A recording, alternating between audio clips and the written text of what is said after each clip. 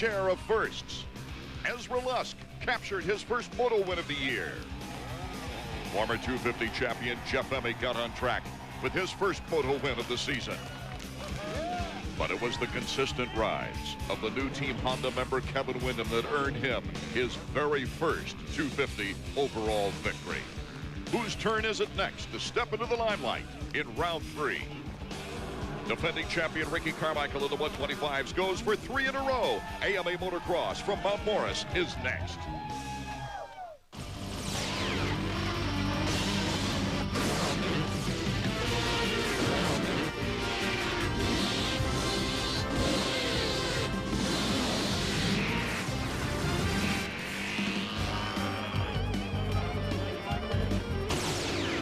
Hello everyone, Art Ekman, David Bailey and Davey Coombs from High Point Raceway in Mount Morris, Pennsylvania for round number 3 of AMA Motocross action. The 125 riders at the gate getting ready. There's Casey Johnson, Yamaha of Troy, and one of his teammates, Ernesto Fonseca, a Supercross champion in the 125 division this year. Scott Sheik has looked stronger in the motocross season than the Supercross season, riding for Pro Circuit. As we take a look at the point standings, Ricky Carmichael dominating, has the 13-point lead over Talon Volan as we take a look at the top 10. Let's go down to Davey. Final preparations being made down here on the starting gate, getting ready for the first 125 moto. Just like the first 2 rounds in California, we saw a lot of Ricky Carmichael and Talon Volan riding together in practice. Down here with Ricky. Ricky, does that bother you at all? Not really, you know. I rode good here last year, and I felt great in practice. You know, I had one of the fastest lap times, so I'm excited and just going to go ride, worry about myself. When Volan does that to you, does that unnerve you at all, or you just feel like he's trying to, maybe that's a desperate act on his part? I don't know. I think he's trying to have fun, but it doesn't matter to me. I worry about myself when I'm racing and nobody else. So. Well, if the race is as good as what we've seen in practice, this one should be a barn burner. Thank you, Davey. Let's take a look at this track. It's in immaculate condition. There you can see right there from the first corner. I've always loved this turn because if you don't get a great start, you can still make up a lot of time. Over here in the back section, you got the big downhill, off camber, right back up. And this entire area here has been cleared of trees. So the spectators, it's a dream. They can see the entire racetrack. But the section we want to look at right now is this, what they call the gnarly downhill. And here it is from our helmet cam. You can see the ruts already starting to develop. It's going to get rougher as the day goes on, and timing through there is going to be critical. Let's take a look at the Suzuki starting grid now before we get into Moto 1. Carmichael 2 for 2 in wins. Volan hanging right close, though, in second place in the points. Ernesto Fonseca and Casey Lytle, both of Yamaha of Troy. Brock Sellards, Casey Johnson should be contenders today.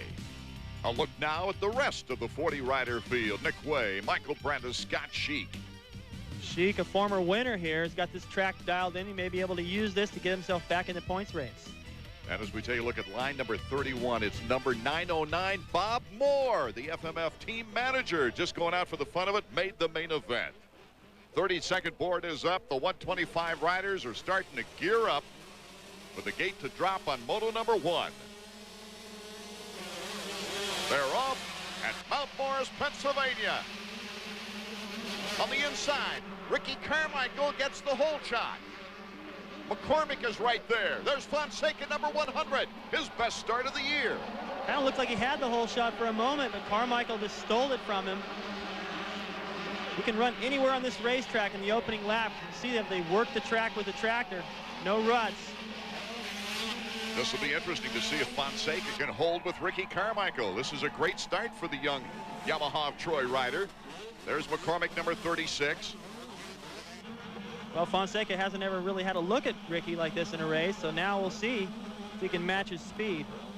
27, Brock Sellards just flying by. Not a bad start for Bob Moore. Talon Volan going through our picture. He's got some climbing to do, David. Well, Volan can definitely come through the pack. He showed us that at round 1 at Glen Helen, but Carmichael's got the whole shot this time, so chances of catching him if they're both running the same pace would be impossible.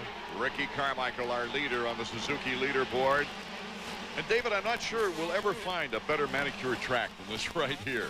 Oh, it is beautiful. The fact they've taken out some of those trees I pointed out earlier, now you can see that almost the entire racetrack is just a dream for the spectators. Brandis, number 49, starting to make a move on Lytle, number 33. As we go back to our leader, number 1, Ricky Carmichael. 2 for 2 on the season. already with 2 championships in the 125 Nationals. That's Fonseca getting hounded by McCormick. McCormick out of Vancouver, Washington. He's on the Honda.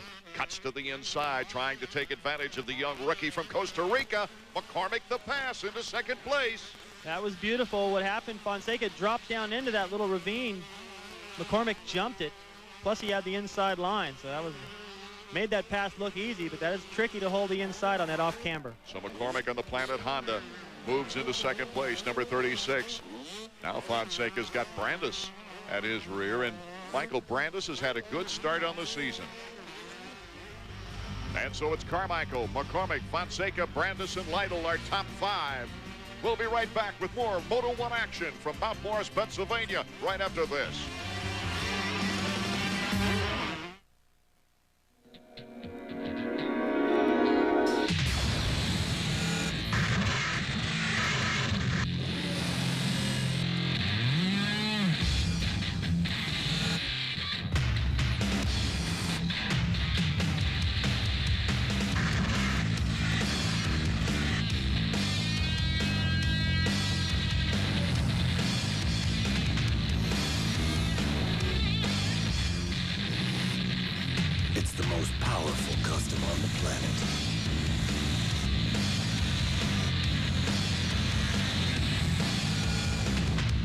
Cylinders,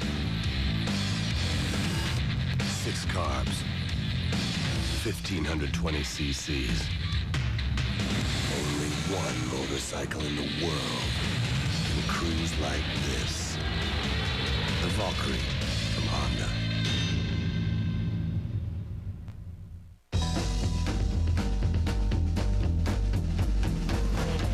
I got a new car with a red tail light. It's like blue on the corners and it's hung in tight. It's got a rag top and a contour hood. She goes up, up, up, up, up, and she's rocking. Let's go! The 1999 Mazda Miata. Set it free, and it'll return the favor.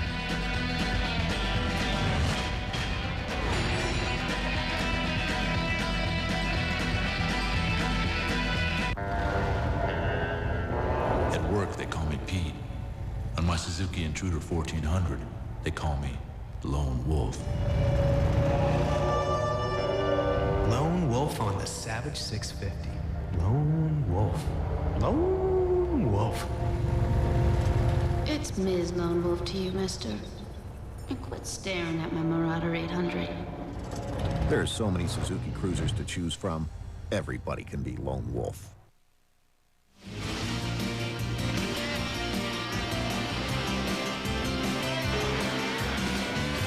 AMA Motocross is brought to you by Honda Motorcycles and the 1999 Honda Race Team. Honda, ride red.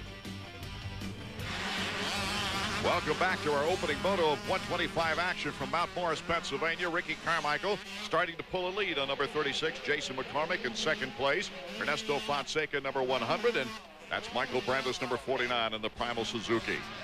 Ernesto Fonseca in 8th place in the first go-around, a 15th at Hangtown, a very disappointing one. Brandis to the inside. So Fonseca right now in the early going has lost a couple of spots very quickly. Well, it looks as though McCormick and Brandis are trying to stay with Carmichael, and Fonseca's just trying to get comfortable out there. It doesn't seem like he has his lines coming together just yet. You better start attacking soon or these guys are going to disappear. McCormick looking very sharp here in second place. Just a beautiful layout here.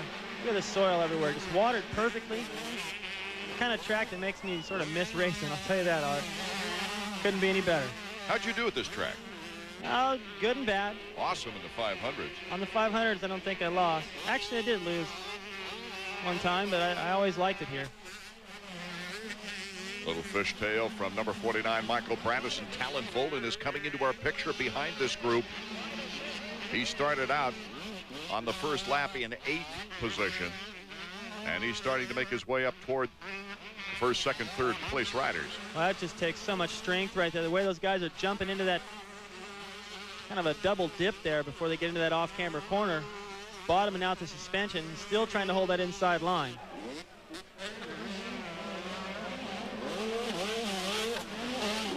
McCormick trying to put together his best performance of the young season here in round number 3. Brandis has already posted some fine finishes. Working their way past the mechanics there. You can hear the crowd getting into it, sensing a pretty good battle shaping up for second. McCormick, Brandis, Fonseca.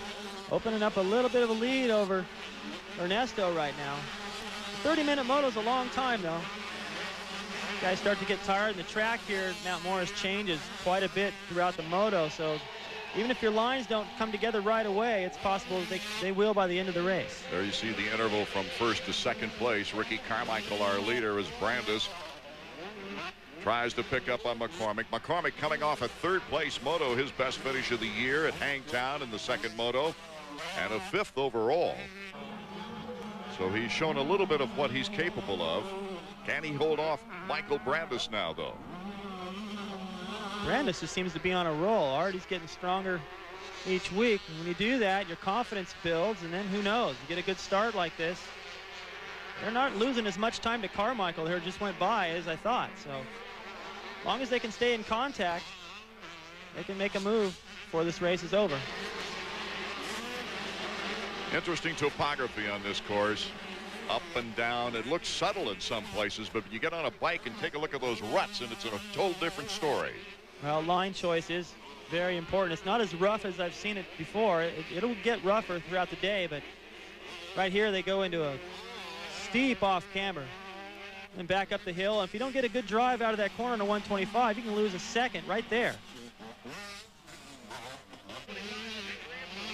Another one of the most serious off cambers of anywhere on the circuit right here. Whoa.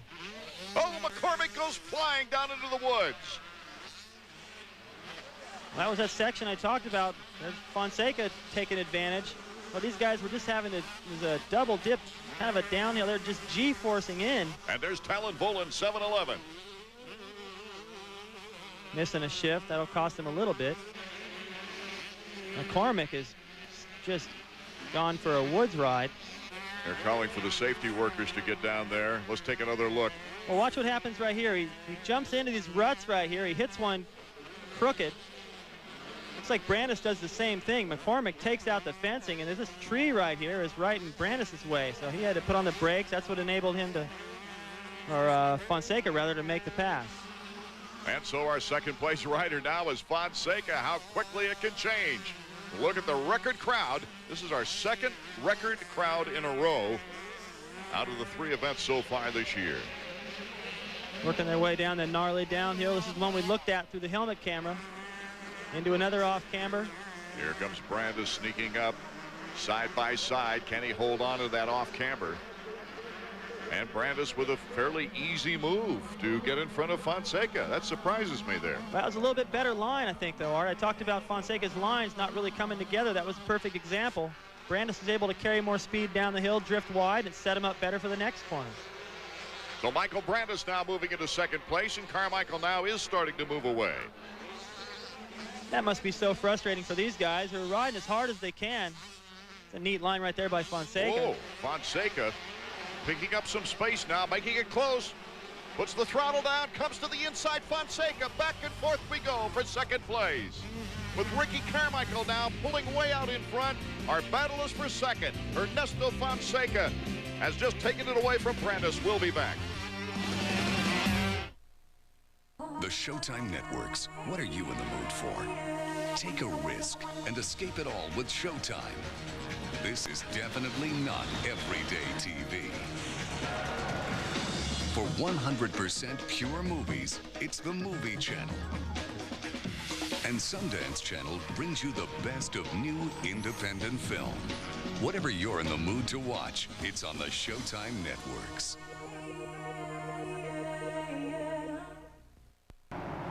Trying to buy a new Buick, looking in the newspaper for a great deal. A little confusing, isn't it? You get there, the car you want's not there, the one you want's $2,000 more. At Peacock Buick, we give great deals. I'm Dick Bailey, the general manager. I make sure of it. This place has been here a long time. We don't have a $1 million showroom, but we have an owner that's right on the premises every day, and we'll give you more for your trade than anybody in the city. Come and see us for help. Peacock Buick and Suzuki, our prices are so low, whoa, whoa! Oh yeah, tell him Pete sent you. PN Sports Century's 50 greatest athletes. He not only redefined his position, he forever changed the way his sport is played. 8 Norris trophies, 3 consecutive MVPs. Twice he led the league in scoring, assists 5 times. Quite possibly the greatest defenseman of all time. Sports Century athlete number 31, the legendary Bruin Bobby Orr. Friday at 10:30 on ESPN. Presented by General Motors. Taking another look at this battle for second. Fonseca on the inside, bouncing a little bit higher through there. Brandis with the better line, able to make the pass. Then Fonseca coming right back. Shuts off the line of Brandis, clears the triple, pulls away again. That's good to see Fonseca coming right back after being passed. That shows you the competitiveness of this young rookie, who surprised really everyone, winning the 125E Supercross title in his very first professional season. There you see Volan getting into the picture now on the trail. Fonseca, Brandis, and Volan the order. Let's go down to the mechanics area. Davey Coombs with Kenny Germain. Kenny, this is the best we've seen Ernesto ride outdoors so far. Yeah, it's the best start he's gotten so far. So last race he fell in the first corner both motos, so we're looking good. And now we'll see how good of a pace he can keep with these guys. Why do you think he's having such a hard time transferring that Supercross speed to the outdoors? Supercross, you can be real smooth and really use your head. Outdoors, you really got to let it hang out. He's just starting to get used to the difference. As we see Fonseca, number 100, Ricky Carmichael is still our leader, of course. In fact, he's moved it up to about an 18-second lead over Fonseca and Michael Brandis. These guys have been racing with each other. Haven't focused too much on the faster pace of Carmichael, but they're going to have to start paying attention to the fast pace of Volan because he caught him quick. Brandis to the inside, passes Fonseca. Volan is right there. Can he take advantage of the situation?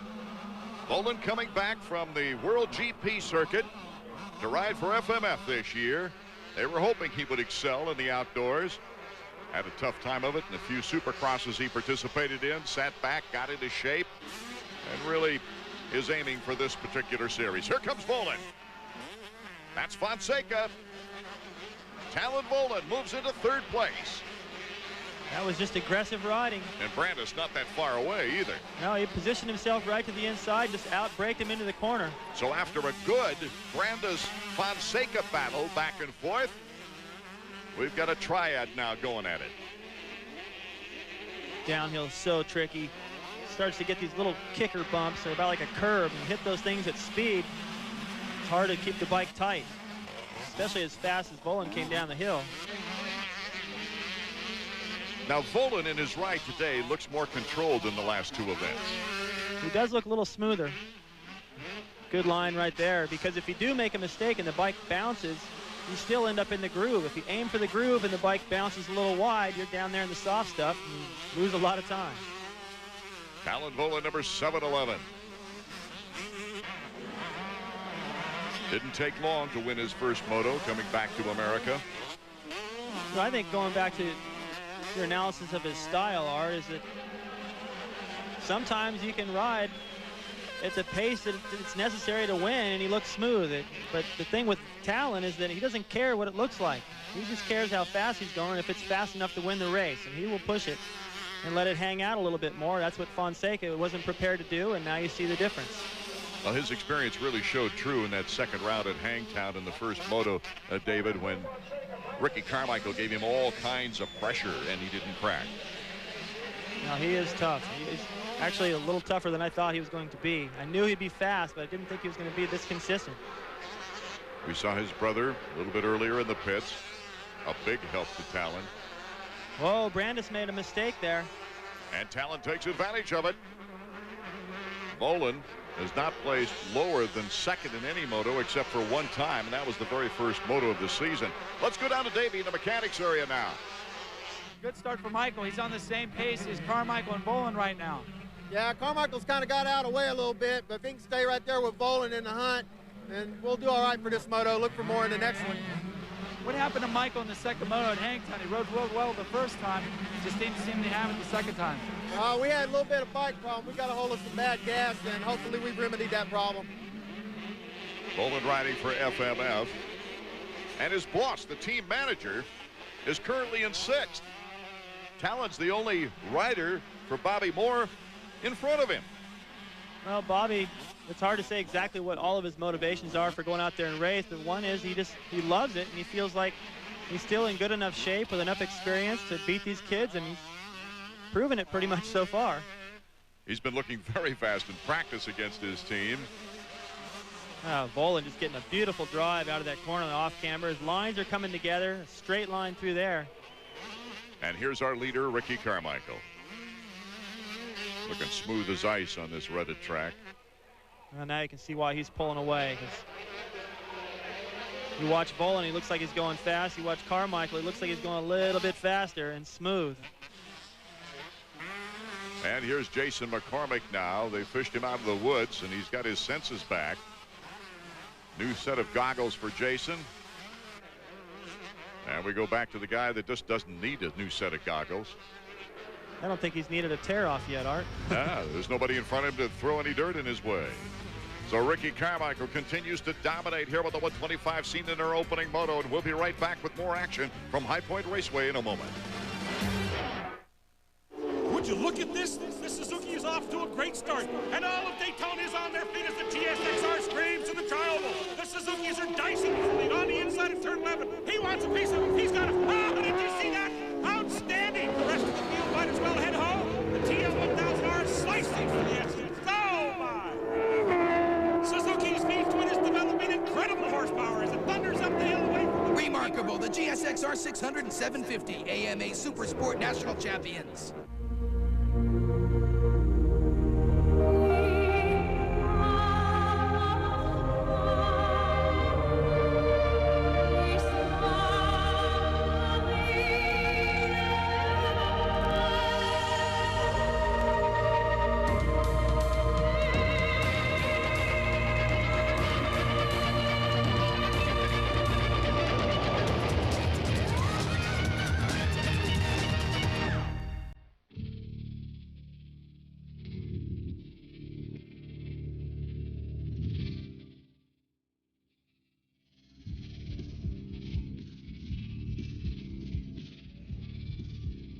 Well, where do you think baseball stars come from? Left field? The College World Series, where the stars of tomorrow play today. Coverage continues tomorrow at 3:30 on ESPN2. It's a beautiful day for racing in the state of Pennsylvania's Ricky Carmichael in the first moto here with the 125s. A dominating lead, looking so smooth. He's only lost one moto this year. There's Chad Watts, his mechanic. I've never seen him so relaxed either. Well, this has gone a lot better than some of the other races, that's for sure. Ricky got the whole shot, pulled away. He hasn't had any real challenges. Probably nothing much he can even put on the signal board for him. Talon Vola, number 711, in second place with Michael Brandis now in third.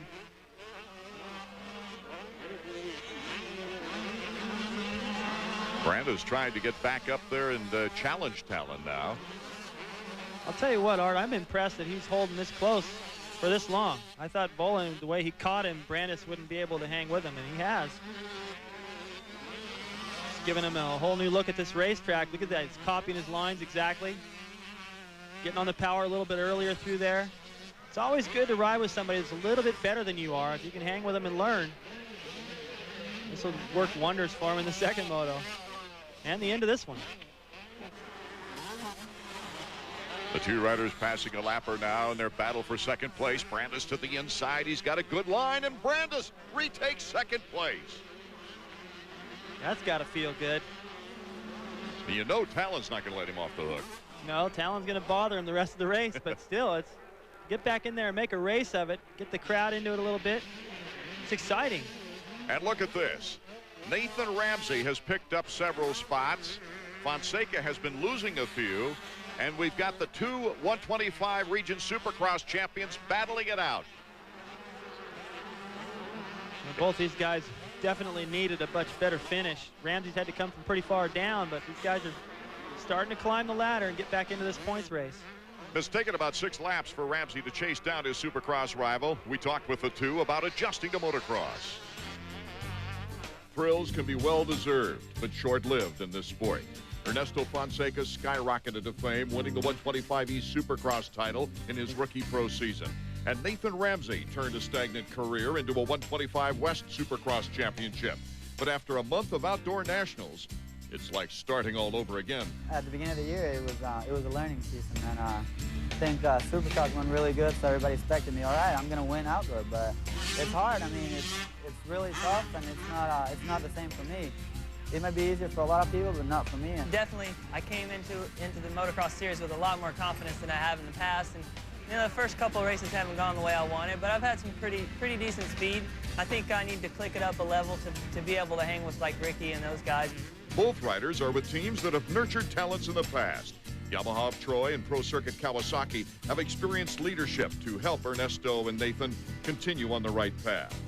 Both are good learners and don't find it a necessity to put added pressure on themselves. I think I need to improve a lot in my starts. If I can get a better start, then I think I can, you know, catch on to the pace. It's good because it's a challenge for me. Every weekend I'm like, all right, this is a different race, I'm gonna do better. It's tough not to get, you know, all upset or bummed out or, you know, try too hard or something, you know, and I learn each year what not to do and what to do. Believing in myself, I think I can do it, and I'm ready. Ernesto, he'll get it too. He's a good starter. He'll be up there, and hopefully I can get it down too. Two young riders on the learning curve, David Bailey. Yeah, and they both seem motivated and determined to do what it takes to get back up there and win this series. Ramsey starting to challenge the Fonseca now. Ramsey winning the shootout, the 125 Supercross shootout in Las Vegas between these two. We're on the final lap now for Ricky Carmichael, way out in front. He's ready to nail down his 4th moto win in 5 tries. He sure has it figured out. Whether he gets the start or not, he seems to find his way to the front and just been able to cruise the last laps most of the time like this and just enjoy the racetrack, search for any lines that may come in handy in the next moto. You can see from that little uphill, some ruts starting to develop getting into the corner. For the geriatric fans, Bob Moore has gone down, and it looks like he's pulling off the track. As we take a look at the battle for second place once again, Talon Boland trying to get it back again from Michael Brandis. This has been a back-and-forth battle if you just joined us here in the first moto of the 125s.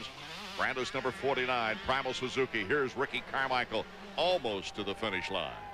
The checkers are waving, and Ricky Carmichael has won it again. He continues his domination of the 125s. Look at that, Nathan Ramsey has passed Fonseca for 4th place. So it's Carmichael, Brandis, and Voland, our top 3. Let's go back down to Davey now, who's over at the winner's podium. Rick, another fantastic effort here at High Point. You look like you were shot out of a gun at the start. Yeah, man, my Kawasaki Bridgestone tires is hooked up out of the gate, and I'll tell you what, it felt good to come around that first turn first, man. It's been a while, and it ain't nothing like a rush like that, but you know, I had fun, and looking forward to doing the second moto. We talked to your mechanic, Chad, during the moto, and I asked him about Talon Voland. He said, you know what, Ricky don't care about Talon. He's racing the track. That time looked like you killed the track. Yeah, I totally raced the track that time, and the track's getting rough, but looking forward to it. Good job, Rick. Thanks. Well, we saw all kinds of battles behind number 1, but Ricky Carmichael continues to stack up the victories in the 125s. Moto 2 coming up. Call 1-800-HAIR-CLUB right now for a free brochure. Your free hair, all you have to do is prepay for a basic club plan. That's it. Can't believe you can slick it straight back and it still looks natural. I love it. I've never felt this good after a haircut. You don't feel any difference in this hair, you know, any hair. And it still stays, see? So call 1-800-HAIR-CLUB right now for a free brochure. If you added up all the hours you've spent boring out cylinders, building strokers, and setting up suspension, you'd have graduated from MMI by now, and you'd be getting paid for doing what you love. Call 1-800-994-3664 to find out how you can become one of the best technicians in the world. Motorcycle Mechanics Institute. All weekend long, all kinds of racing. The race is on ESPN2. If it goes fast and looks cool, the race is on ESPN2.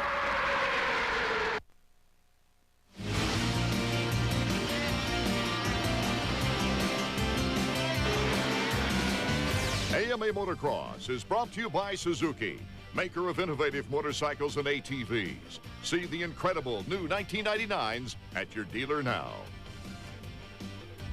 Welcome back to High Point Raceway, Mount Morris, Pennsylvania.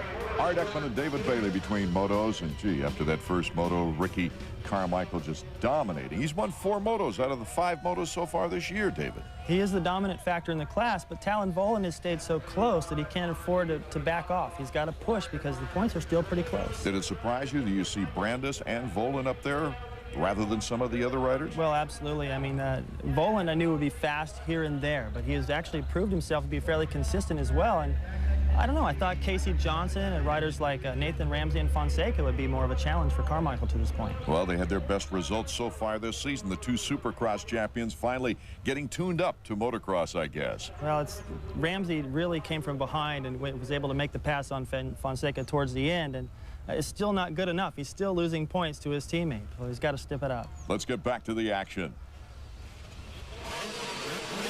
Get nervous time here in the second moto as the 125 riders leaning in. The countdown is ready. The gate drops, and we are off with moto number 2. Oh, Ramsey with a great start this time. He's been working on those starts, David. Michael Brandis is right there, too. Number 25, Nathan Ramsey. Number 49 is Michael Brandis, once again out near the top. Looked like Brandis started to go early, and he managed to get his composure and still get a good reaction. Casey Lytle also up there. Yamaha Troy rider is number 33 behind these two. Watch the move now by Brandis, cutting to the inside. Nathan Ramsey now quickly in second place. Well, Brandis just operating on a lot of confidence right now, just attacks. I think up until recently, he may have been content to sit there in second behind Ramsey to see how things played out. There goes Carmichael. Bowman moving into third. Look how far back Carmichael is. Right here, he's dead last going into the first corner, but watch how smart he is. He's going to cut to the inside and pass all these guys and come out in pretty good shape. Not bad for a last place start. That's what I love about the first corner here at Mount Morris. You make up a lot of time. You got a lot of room to maneuver. So far, we've had a very, very clean race. Jason McCormick in the first moto going off the track. Here's Michael Brandis in the lead with Ramsey 25 in second place. Fonseca had his best start of the season in the first moto, and Ramsey gets his best start here in Moto 2. There's Carmichael already knocking on the door of Casey Lytle, number 33. Just such smart riding by Carmichael. Oh, right there across the inside of that off camber. Picks off another one. So now from a last place start off the gate, he's in fourth, the first lap. That's why this guy has the number 1. It's amazing. It made Casey Lytle look like a blur. Look how hard it is for these guys to get over the doubles. What happens between motos, they put a little water on the racetrack. These guys are getting some wheel spin on the faces of the jumps. After the first lap, that'll all get worked in. A big advantage, though, to get the lead. Brandis out in front doesn't have all that roost, that fresh water track coming up in his face. He'll have more vision left for the rest of the race. Brandis hitting that rut just perfect, but now Talon Volan is starting to put the heat on it. Look at that rich, loamy soil. They disc up between motos to get rid of the one-line situations. There's Casey Johnson behind his teammate Casey Lytle. Look at this. Carmichael and Ramsey. You can't get two better competitors than this. On the same pro circuit team, Carmichael to the inside over the jump. Moves up another notch. That's just beautiful. I mean, you can write that down on paper. You can talk about squaring riders off. This is what you do. You go wide, you cut back. There's just a perfect example right there. So while the battle rages for third, we've got a battle for first. Volan to the inside. Brandis holding on. Well, he held him off the first moto. He figures he probably ought to be able to do it again. Riding right there, smart, all the way down that inside, taking away that option. Rough terrain. Hard it is, getting a lot rougher. Line choice is going to be more important, and all those lines that Brandis learned from Volan in the first moto, he's using against him now, so he's taking away his passing options. Well, till there. Look at that. Talon Volan is now our new leader. That was just aggressive. Volan came out of that corner and said, I don't care how hard I land off this jump, I'm just going to out-jump him, and it worked. Volan, a third in the first moto. So in order to take the overall, he has to hold on to the lead and hope that Ricky Carmichael finishes right where he is now, which is a prayer. A prayer. You took the words out of my mind. It can happen, though. Brandis has really stepped it up, and Volan wants it. He'll do whatever it takes. And so the stage is set for a crackerjack finish here in the second moto of 125 action.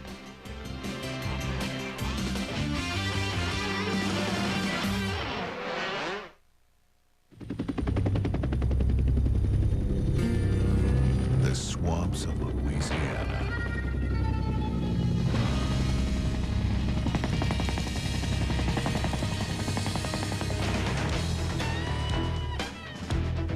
There's only one reason why we would bring Honda ATVs to a place like this. To see if they could get out.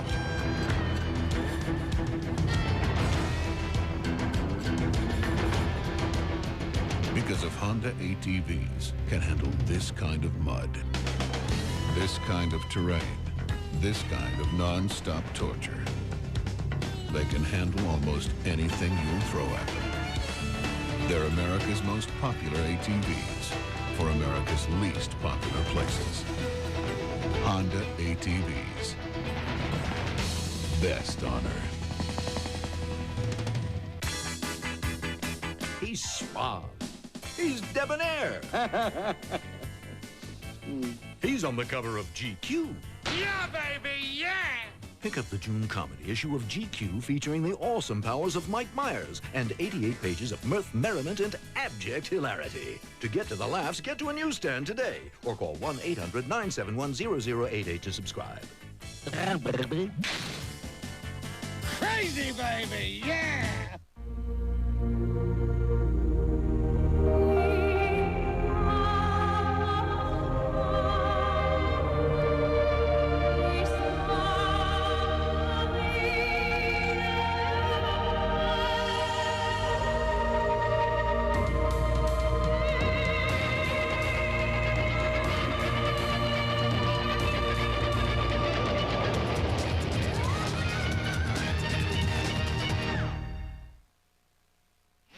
Art Ekman, David Bailey, Davey Coombs at High Point Raceway in Mount Morris, Pennsylvania. The second moto of 125 action. Don't forget, stay tuned. The 250s are coming up next. It's been a wild 250 season so far. Michael Brandis trying to hold on to second place, but Ricky Carmichael is right there. Talon Volan, who's trying to challenge Carmichael for the points battle, is out in front.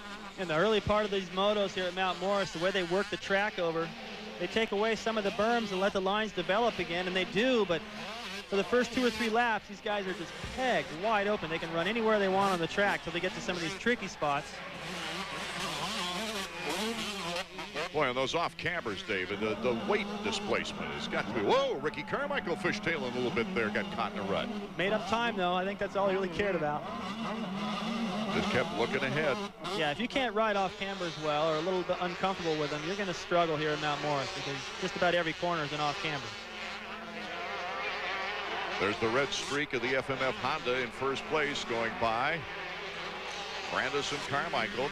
So it appears that Volan is pulling out in front. Here's the battle for second place. Ricky Carmichael, what a leap. Came down hard on that suspension. Well, that's the same way that Volan was able to make the pass. Carmichael saw it, did the same thing, just on the other side of him. And both those guys had to bottom out when they landed to make that pass, but that's what it takes. You got to go a little bit over the edge to make a pass stick out here when these guys are all running such a fast pace. So Ricky Carmichael now in second place has the fans wondering. Maybe Talon Volan doesn't know it yet as we take another look. Well, look at the difference in riding posture right there. It looks to me like Carmichael just means business. Crouched in, accelerates all the way into that dip, wide open off the jump, out jumps him, and then he reaches up in the air to, I don't know what the heck he's doing there. He's not clearing his vision. He just always reaches up and fiddles with his helmet. It's become a habit. So the challenge is on now. Can Talon Volan hold off Ricky Carmichael like he did at Hangtown? If it stays the same position, Carmichael will still win the overall. But what valuable points number 711 could pick up here if he can hold him off. Plus just the moto win, what that does for your spirits and what that will do to Carmichael's head. Going through one of the sections now, you can hear the people starting to sense a battle. Carmichael coming in, start to challenge Volan now.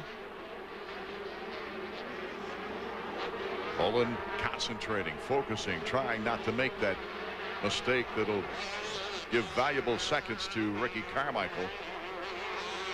When Carmichael moved into second place, Talon had a 5-second lead on him. Right now, it's been cut down to less than 3. Let's go down to Davey now with Tyson.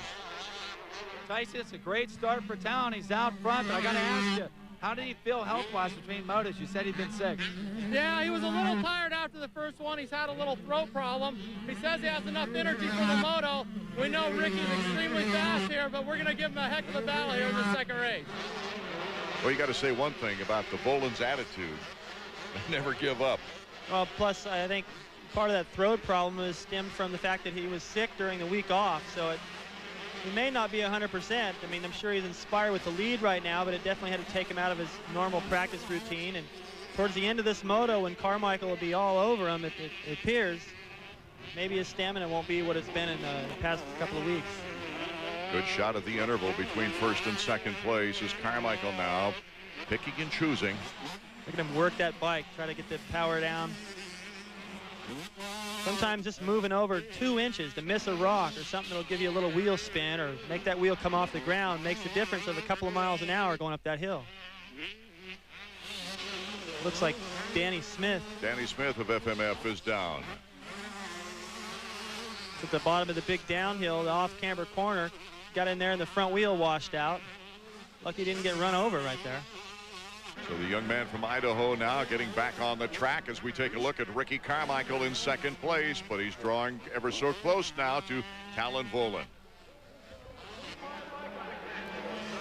I think Talon is pushing Carmichael to the point where he's starting to make a mistake here and there, having to really run much faster pace than he did in the first moto. It's nice when you can get out to the lead, cruise, and you don't have any challengers. Looks for another time right there, his feet came off the pegs. Just little things like that. It doesn't slow him down or scare him, but it's things that didn't happen to him in the first moto. Now he's really having to push. I'm impressed with Talon Volan, able to stay out that interval to 2 or 3 seconds right now. He's putting the challenge to Ricky Carmichael rather than the other way around. Well, that's good. I think as much as people adore Ricky, and I'm also a big fan of his, it's nice to see him challenged. You want to see a great race, and Talon has been the only guy so far in the season to really step up and challenge him. A lot at stake for Ricky Carmichael, too, as he continues to waltz through the record book. This will be his final full season in the 125s in motocross. Talon Volan, our leader, with Carmichael and Brandis, the top 3. Ramsey in 4th, just like he was in moto number 1. At Southern Insurance, we're not only specialists in business insurance, we're also experts in Virginia. So we tailor your policy for your needs to do business in our state. And you have the security of knowing we're right here when you need us. I'm Trevor Bennington of EF Bennington & Associates. Give us a call. With Southern, we guarantee that you will profit from our review of your insurance policy. Southern, the responsible insurance company serving Virginians for 60 years. Tucked underneath Tuscarora Mill is Loudoun's most unique bakery and bistro. South Street Under has over 20 breads on the menu, all baked in our exclusive Swedish-made oven. But South Street Under is more than your standard bakery. Stop in for a quick breakfast in the morning, a light lunchtime, or late afternoon fare. In the evening, it's a great place to meet new friends and catch up with old ones. South Street Under, satisfying a local craving for old world style baked goods. There's a man who lives across the alley. I watch him from my window. I fear his knowledge is bigger than mine. I must watch more RPM tonight. I must watch more RPM tonight.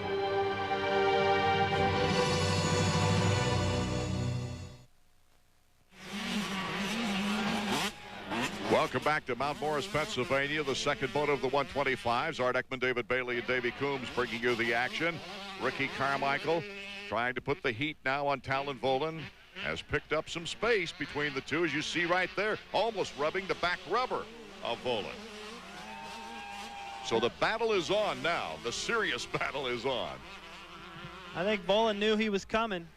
He may have just sort of bided his time and tried to get ready for the battle. I talked to McGrath about that after the first race at Glen Helen. He said when he saw Tortelli coming, he sort of backed off a little bit and just got ready. Talon may have done the same thing. Ricky Carmichael now cuts to the inside. Oh, what a move by Carmichael. Almost like he deked him one way and went the other. He did. Look at Talon, comes right back. Back and forth we go. Ricky Carmichael looks back at him. Oh, the crowd is going crazy. Carmichael holding the edge right now, but Volan is right there. Look at the speed in the corner. Well, Carmichael won't give him a chance right here to come back. Well, these guys are at their maximum capacity. Let's take another look at the pass. Carmichael makes the double, then he squares to the inside. Volan's committed to the outside line. Carmichael right down the inside. The better line on the power. Makes it stick. Then he reaches up again and messes with his helmet. Look at the body English of Volan. All the way down, trying to keep that bike low. And it worked. He got him back. Carmichael looking for the sweep. Talon Volan wants to take it away from him. While this great battle ensues, let's check in now with Davey Coombs in the mechanics area. Wow, Chad, now that was some action right in front of us. Ricky and Talon getting into it. Yeah, I mean, they both put some good moves on each other here, and they were clean. Neither one was dirty with each other. So it's going to be a tight race. I mean, it's kind of good to get a few second gap. I ain't saying we are or we ain't, but if you get a little bit of a gap, you can calm down and ride a little bit better. There's no question that Talon Volan has ridden with a certain amount of consistency, but when you turn to Ricky Carmichael, it's consistent brilliance. He has just stepped up his whole game, too, and Talon has forced him to do it. I like to see that. I like to see the challenges put to the best riders. See how fast they can go. Right now, I think they're going about as fast as you can go around this Mount Morris racetrack. I mean, they've put so much time on Brandis, who led early. It's ridiculous. Brandis is riding a good race. That he is, David. It's good to see, too. After tailing off at the end of the Supercross season, he's come back very, very strong here in the outdoors. Sometimes you just need a new series. Ooh, Paul Curry on the sideline trying to restart. Looks like he may have seized it. Sometimes you let those things cool off a little bit, and you can kickstart it and ride it back to the pits. That doesn't happen very often on the 250s. These 125s are just running hot. The Suzuki stopwatch. We check out the intervals from first to, let's go back to fifth place. Carmichael has opened up that 3.5 second gap over Volan that Chad was hoping for. And these guys, you can see that they have pushed each other so hard. Still no Brandis. They've completely removed themselves from third place. There's Michael Brandis coming through. Almost 30 seconds. There's Nathan Ramsey, 33 seconds. He's in fourth place. And Casey Johnson coming around the turn. So 39.72 seconds separating the top 5 riders. Oh, in Casey Johnson's position, you just hate to come in from a race like that and go, who won? I mean, when you're so far out of it, you can't tell. I've been there, and it is no fun. Let's turn back the pages of Mount Morris history. For this week's Suzuki Flashback, we're going to look at the 125 National from Mount Morris in 1995 on a very rainy day. Moto 1 didn't get off to a good start for number 9 Ryan Hughes, crashing on the first lap. Number 12 Damon Huffman would also find himself on the ground in Moto number 1. Mike Brown, number 26, would take the checkers, picking up the win in the opener. Moto 2 was the same for Hughes, crashing in a huge pile on the first lap that would hurt his 125 title hopes, losing it by only 5 points at the end of the year. Number 23, Tim Ferry on his Suzuki would get the whole shot and the early lead. At a halfway point in Moto 2, number 101, the Frenchman Mikel Pichon would catch and pass Ferry for the lead. On this day, Ferry's 2-2 Moto finish would be good enough for his first and only national overall in the 125 class. Tim Ferry just signing a midseason contract with Chaparral Yamaha. He'll be coming up in the 250 race. Here in the 125s, this is Nick Way, Splitfire Pro Circuit, currently in 6th. His teammate, Scott Sheik, or one of the teammates anyway, is right behind him in 7th place. As exciting as these races look on TV, they're even more exciting in person. Check out the motocross schedule now. Southwick, Budds Creek, Buchanan, Unadilla. We all end up in Delmont, Pennsylvania for the final round.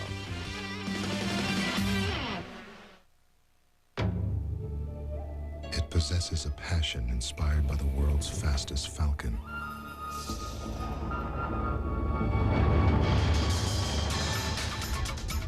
And a history that could only come from Suzuki. Introducing the incredible GSX 1300R Hayabusa, the largest displacement sport bike Suzuki has ever built. It's proof you don't need wings to fly. Today's quiz, what's Collective Soul's 8th #1 hit? Heavy.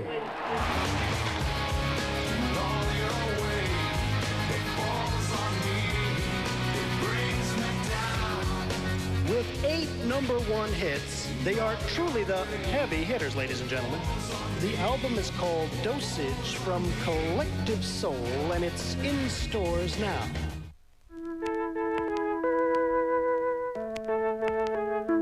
The X Games.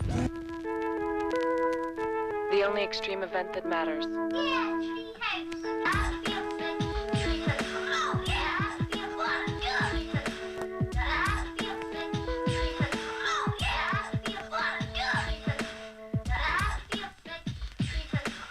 The X Games, June 27th to July 5th, only on ESPN and ESPN2. Back finishing up the second moto of 125 action, and it's Ricky Carmichael. He led every lap after getting the whole shot in the first moto. Had a 14-second lead by the halfway point, went on to victory. Here he had to work for it a little harder. Quite a bit harder, I'd say. He's still riding hard. Look at him, he is pushing.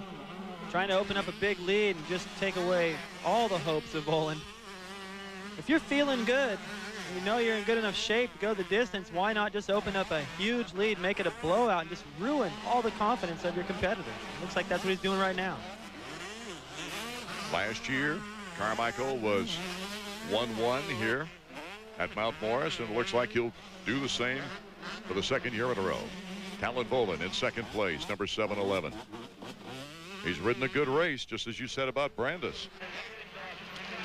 Well, he might be able to look back and say he didn't come in here with the high hopes of being able to just take a couple of moto wins because of his being sick and not being 100%. I don't think he wanted to make that into an excuse, but deep down that had to affect him a little bit. Casey Johnson in 5th, number 16. Still recovering from that Supercross injury that took him out of the Supercross season.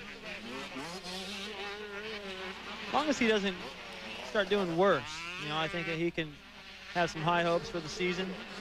Tyler Evans, a victim of this high point track. There's number 49, Michael Brandis in 3rd. Rather lonely ride for him right now. Yeah, that's just track time, really. Nobody to catch him. Just a good workout. Yeah, I think going back to Casey Johnson, you know, I think he's just going to steadily improve throughout the season. I'd be surprised if he doesn't, really. And I know that he's got the stuff to go out there and win some motos. It's just going to be a matter of conditioning and kind of racing himself back into shape. He was out for a pretty long time. Brandis looking for his first podium of the year overall. As we take a look at Nathan Ramsey in fourth.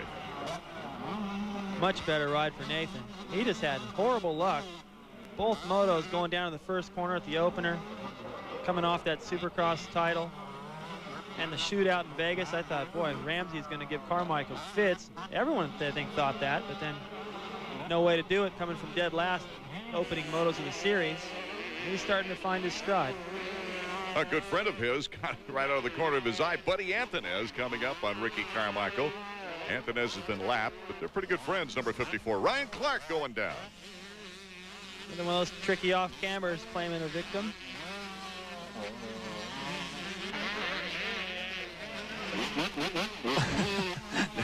Carmichael doing a little bit of what they call goon riding for the benefit of Buddy Anthonez. I don't know if Anthonez really appreciates that or not, being lapped.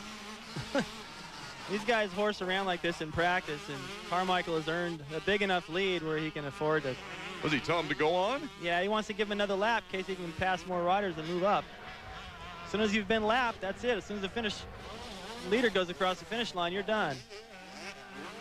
And that's the case with Ricky Carmichael. At leisure, coming across the finish line, getting the checkered flag, has the 1-1 sweep for the second time this year. He has now won 3 in a row. Carmichael, Volan in second, Michael Brandis in third. Nathan Ramsey holding on to fourth, with Johnson rounding out the top 5. Let's go to Davey. Mike, congratulations. Your first pro podium, I think. Yeah, it is for sure. It feels really good. I had some in the Supercross, but outdoor, you know, I've always wanted to be up here on the podium. The outdoor, I like the outdoor a lot more than the Supercross, so I'm definitely happy to be here, and hopefully have a few more of these this year. Tell you what, after that hole shot in the second moto, or at least a good start there, we thought you were going to be up there with Ricky and Talon, but it seemed like you may have lost the pace. Yeah, I got out front. I was feeling comfortable. I wasn't quite running the pace they had, so they were slowly pulling me. And I didn't want to jeopardize anything by pushing it and going down. You know, I'll settle for a third place and take the podium spot. It's definitely good to help out in the points. You know, maybe later on towards the end of the season, if it comes down to it, you know, wick it up and take some chances. But right now, just trying to get some points. All right, congratulations on third. Thanks a lot. Well, it was a good race for about 4 laps, with Ricky Carmichael finally taking the inside pass and moving into first and taking away with it. Bolden in second, Brandis with a 2-3, taking a third overall. Let's go back to Davey. Ricky, before the start of that second moto, I said the only thing that might be able to beat you was a crash in the first turn. Well, you didn't get that. You got a bad start, though, and still, it came out okay. Yeah, I tell you what, my Kawasaki Bridgestone bike was running good, and thanks to Fox and Oakley and Bell Helmets and, you know, everyone who helped me get here. I'll tell you what, I've been working hard, and I turned it around this weekend and showed him who's boss, and, you know, I'm glad I went 1-1. That's really important, you know, but Talon's riding good, and every moto counts. And talk about showing him his boss. Whenever you guys had that little mix-up there in the middle going back and forth, tell us about that. Oh, it was pretty fun. You know, I was just trying to have fun, and, you know, that's what racing's about, having fun, and, you know, I figured that I better not play around too long because he get in that pace and it'd be hard to pull away. But I felt good, and looking forward to the next race, and hopefully I'll pull through. Turning it around. Come on, Ricky. Wins his 5th moto in 6 tries, his 3rd consecutive overall, a 21-point lead over Talon Bolin in the points race. The 250s are getting ready now. Greg Albertine, 3-time GP champion, trying to get a win. His first win of this season. There's John Dowd. All the rest of the 250 riders will be next.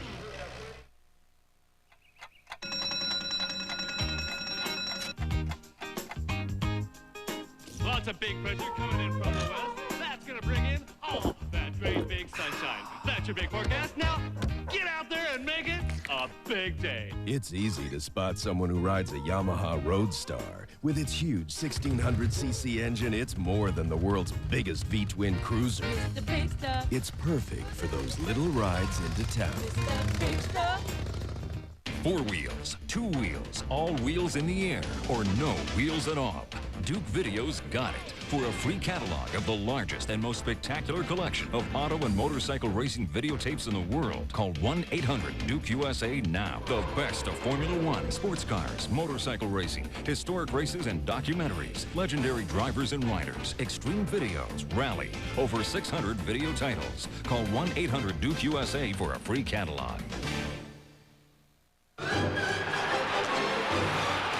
2 teams, 1 cup. Hockey's ultimate prize. Stanley Cup Finals. Stars, Sabres, Game 6. Saturday at 8. Only on ESPN.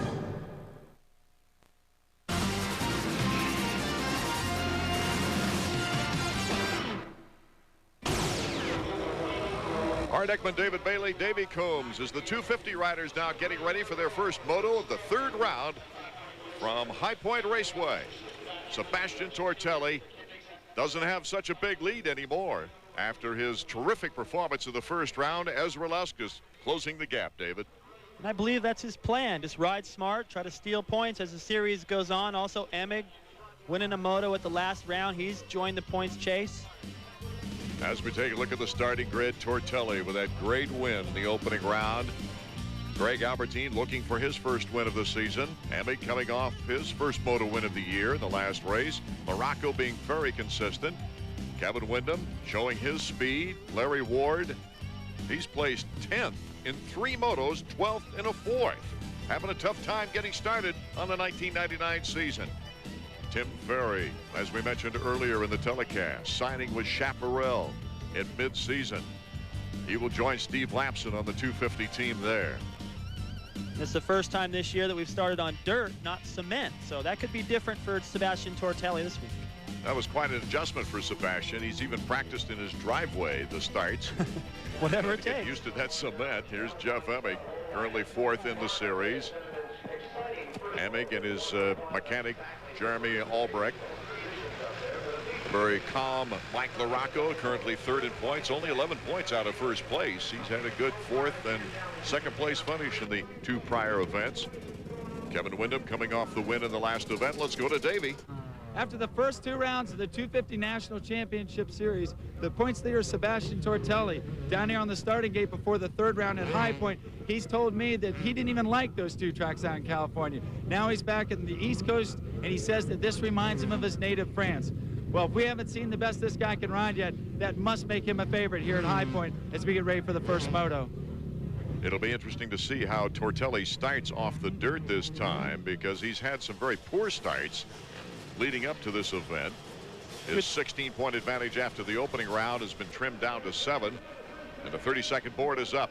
We're ready to go, David. I would think as deep as that's plowed, with this being an uphill start, that Button and Henry would have an advantage on those 4 strokes. It all depends on that first 10 feet out over the gate, though. If you get that smooth drive, then you can apply that power. Otherwise, you just get closed off. This is one of my favorite starting areas because there's lots of room to maneuver. We're set to go. The gate drops. Emig gets closed off. Albertine on the inside, but it's Kevin Windham getting the whole shot. John Dowd in 2nd.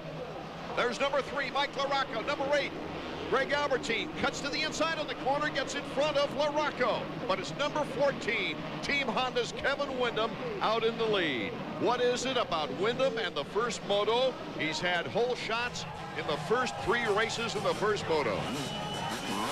Well, he delivers that power smooth. I think it has a little bit to do with the motorcycle. A little bit to do with luck. Kevin Windham is our leader. John Dowd in 2nd. Albertine has moved into 3rd. LaRocco in 4th. And you can hear the 4-stroke going by. Sound so much different. These guys seeing this racetrack again. Since practice has changed quite a bit, dried out considerably since the 125. Be a little bit slicker. Albertine starting to challenge Dowd now. Whoa, Dowd gets a little kick in the rear end. Look at Albertine, just holds that off. He didn't even go all the way to the flat. He just turned on the off camera and made that pass, Art. That was amazing. Albertine into 2nd place now. LaRocco starting to put the pressure on John Dowd. What a move by Greg Albertine. He's looking smooth as he pursues Kevin Wyndham, the leader. Well, that is just such a tough little obstacle to deal with right there. Let's take another look, though. Watch what happens to Dowd. He gets this kick right here in the rear end. How can you put the rear brake on when the wheel's up in the air? You can't. He drifts wide. Albertine, I'm surprised with how tight he held that. That was, that's so much of an off camber right there, and he made it look like a flat corner. Dowd, Lusk, and Doug Henry. Henry, number 1, the defending champion on the 4-stroke. You see there he's in 6th behind John Dowd as LaRocco made short work of John Dowd. Whoa, Lusk tries for the inside. Pretty good start for Lusk. I still don't see Tortelli anywhere in the running, so in terms of the points chase, there's Tortelli right there, 9th. So a big advantage for Lusk right now in the overall points. After the first lap, Lusk had 6 riders between himself and Tortelli. That would narrow it down to a 1-point lead if they could finish that way after moto number 1. Yeah, don't count on it because Tortelli is pretty good coming through the pack. Henry getting good traction to the inside, taking on his own Yamaha teammate John Dowd. Henry number 1, Dowd number 6 as they fight uphill. Lusk number 4 right behind him. See Dowd look over to his left, knowing Lusk is coming down the inside. For Ezra right now, following these two guys, he's just getting showered with rock. He's trying to get somewhere in the clear, and it's not necessarily the best line. A good start on the day for the 250s. We'll be right back with more Moto 1 action. At a standstill, it might be compared to other sport bikes. At top end, it might be compared to other sport bikes. But at each and every mile per hour in between, comparisons become insignificant specks in the mirrors. The TL1000R, the only one of its kind on the track, from Suzuki. Oleander.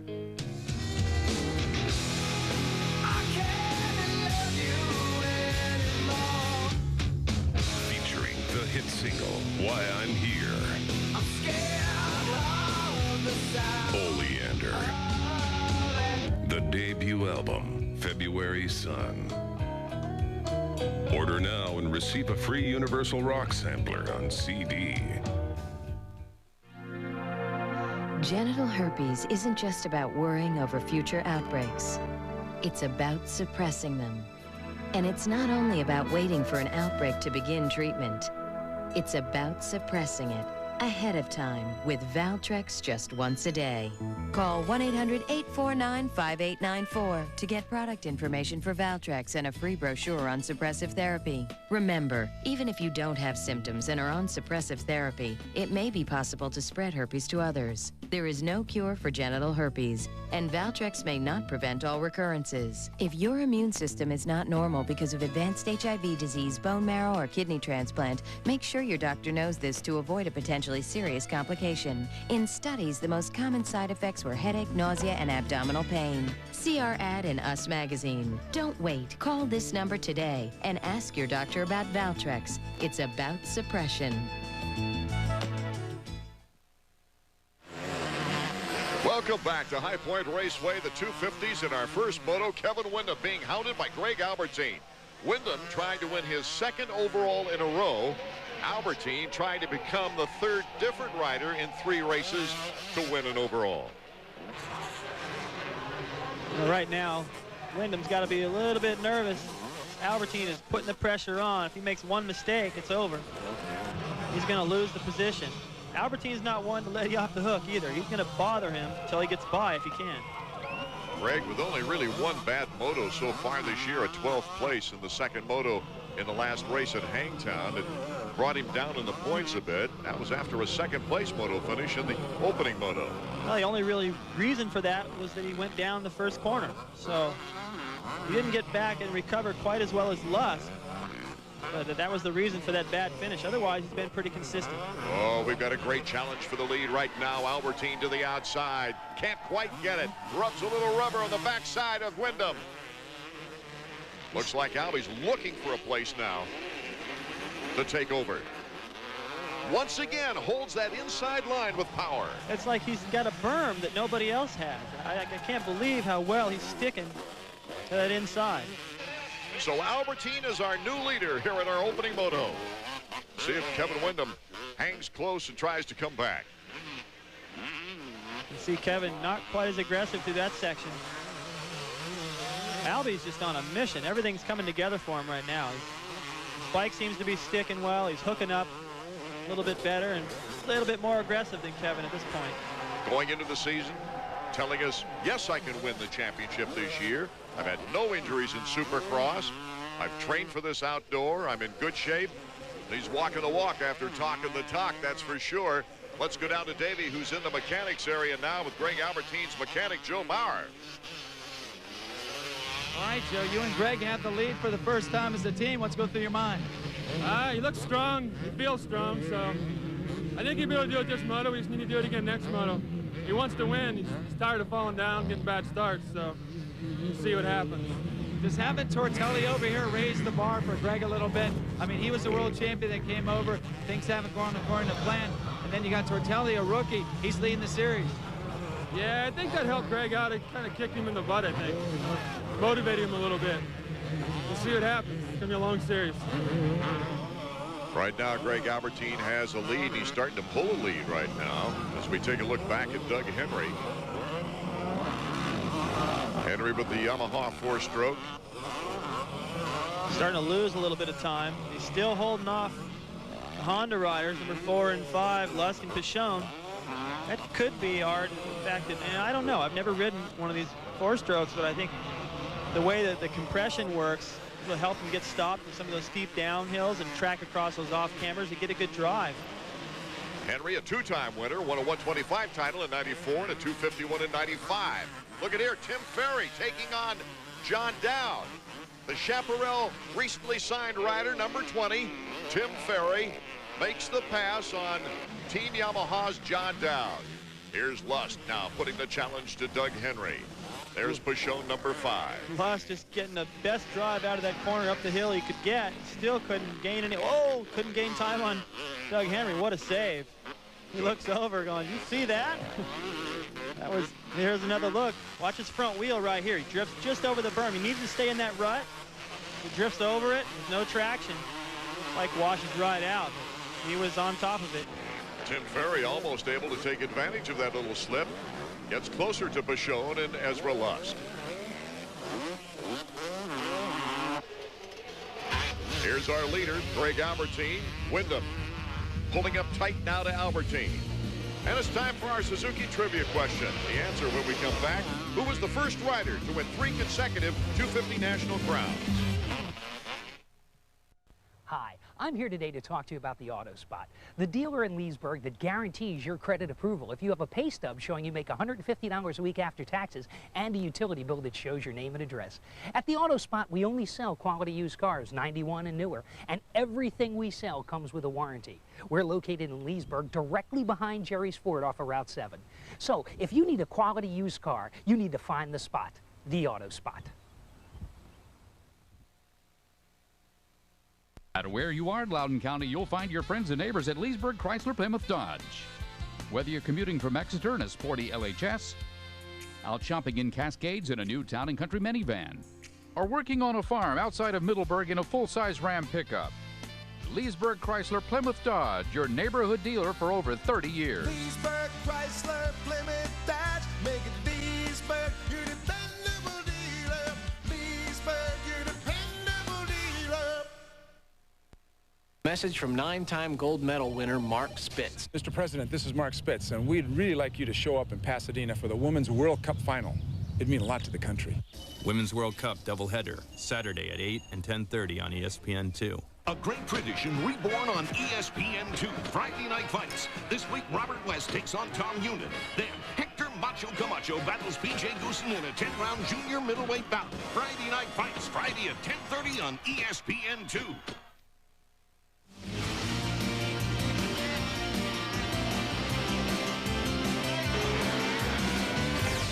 AMA Motocross is brought to you by Mazda. Mazda, get in, be moved. We're back at Mount Morris High Point Raceway in our first moto of 250 action. It's the third round of the season, and our trivia question: who was the first rider to win 3 consecutive 250 national outdoor titles? It was Gary Jones in 1972, 73, and 74. And then Tony D picked it up right from there. 75 through 77. He came back and matched it. And Hannah took over. Tony DiStefano on a Suzuki from this area, too. He had to be very popular here. Look at Henry down that outside. Jumps over that dip that everyone's been just bottoming out into. That works good. I hadn't really thought of it, but he's just drifting, letting all that momentum carry him wide. He can use that soft stuff to get stopped. And it sets him up better for the next corner, but most of the guys are trying to get into that berm, and they waste too much time. Lamson on the Mazda Chaparral Yamaha. He's got a new teammate with Tim Ferry. That might be a little peer pressure situation right there. Tim is riding very well.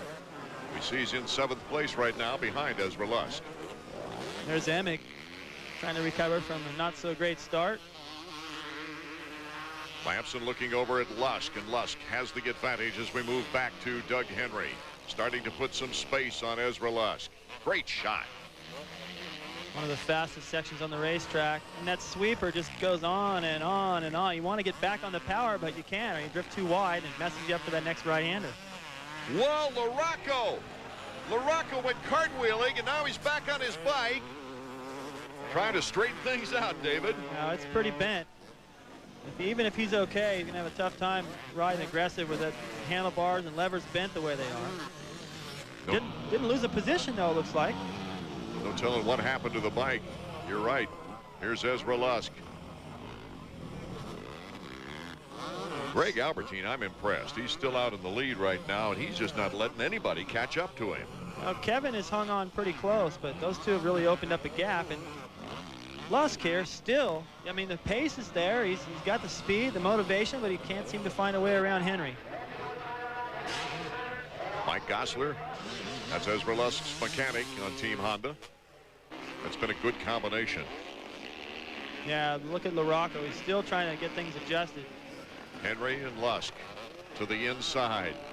Real careful not to rub plastic, but LaRocco still holds on. That was the advantage Lusk needed. He got the 2-for-1 right there. LaRocco just sort of accidentally ran the pick. He's still trying to get that bike straightened out, and Lusk took advantage, made a pass on both of them. Lusk and Henry. And here comes Tortelli, number 44, and Tim Ferry, number 20. Tortelli! Whoa. They almost got their lines crossed. That could have put LaRocco down again had he hit the back tire of Tortelli. Tortelli is really starting to move up now, and it seems like Ferry has learned from that. Tried to pretty much stay with him as he moves through the pack. Time now for our Honda riding tip. And we're going to take a look at off cambers. Of course, picking lines is the first most important thing. Anytime you can find a little bit of a berm, anything that helps you make your pivot, that'll be a huge advantage. And of course, braking. Mick Way under braking right here, feathering it slightly as he gets into the corner. It's important to slide all the way up to the back of the gas tank. Keep weight on that front wheel. Steer that motorcycle in exactly the line you want. Keep that outside leg gripped against the motorcycle. And notice he's sitting on the outside edge of the seat. Also, Brock Sellers sitting on the outside edge, weighting the outside of that motorcycle, making it stick. And as always, the use of the clutch, as Carmichael demonstrates right here, is critical in delivering exactly the power you want, so you don't let that back end get out from underneath you. For this week's Honda Riding Tip, I'm David Bailey. Welcome back to the live action here at Mount Morris, Pennsylvania, the High Point Raceway. Been a good start on the 250 first moto. The battle for fourth is on. There's Doug Henry, number 1. Number 44, Sebastian Tortelli, our points leader. He's trying to catch up with Ezra Lusk, number 4, who is second in points. Ezra's mission is to hold Tortelli behind him. Well, Doug Henry just got smoked across that off camber by Tortelli. It almost looked like Sebastian looked like he cut the track a little bit, but there's no markers up there, and he just took advantage of that inside line. Sebastian Tortelli is on the move. He's up to 4th place. Greg Albertine still our leader. We'll be back with more action.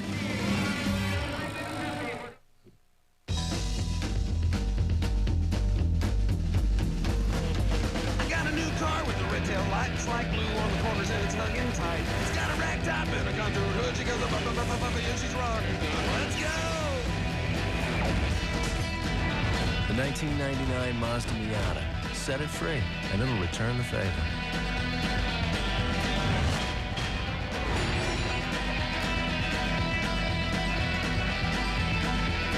What sets some people apart?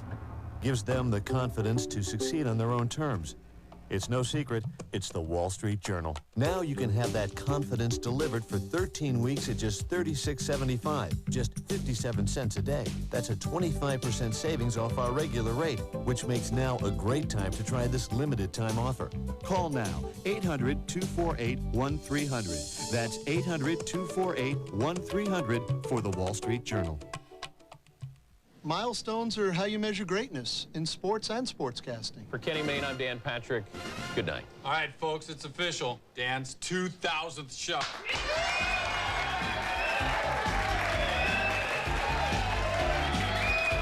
It was a big night. Everybody wanted a piece of history.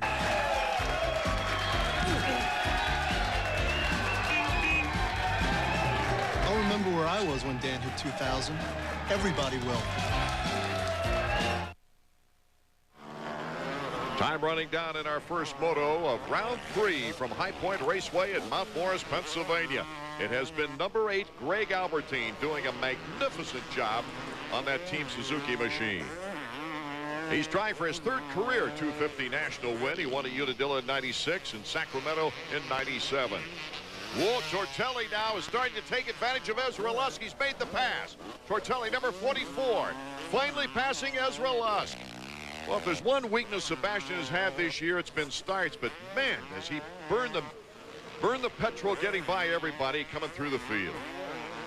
Doesn't seem to matter what kind of start he gets, Art. He always finds a way to work his way up to the front. And here he has done it to get past Ezra Lusk and put more points on him, stretching out his points lead.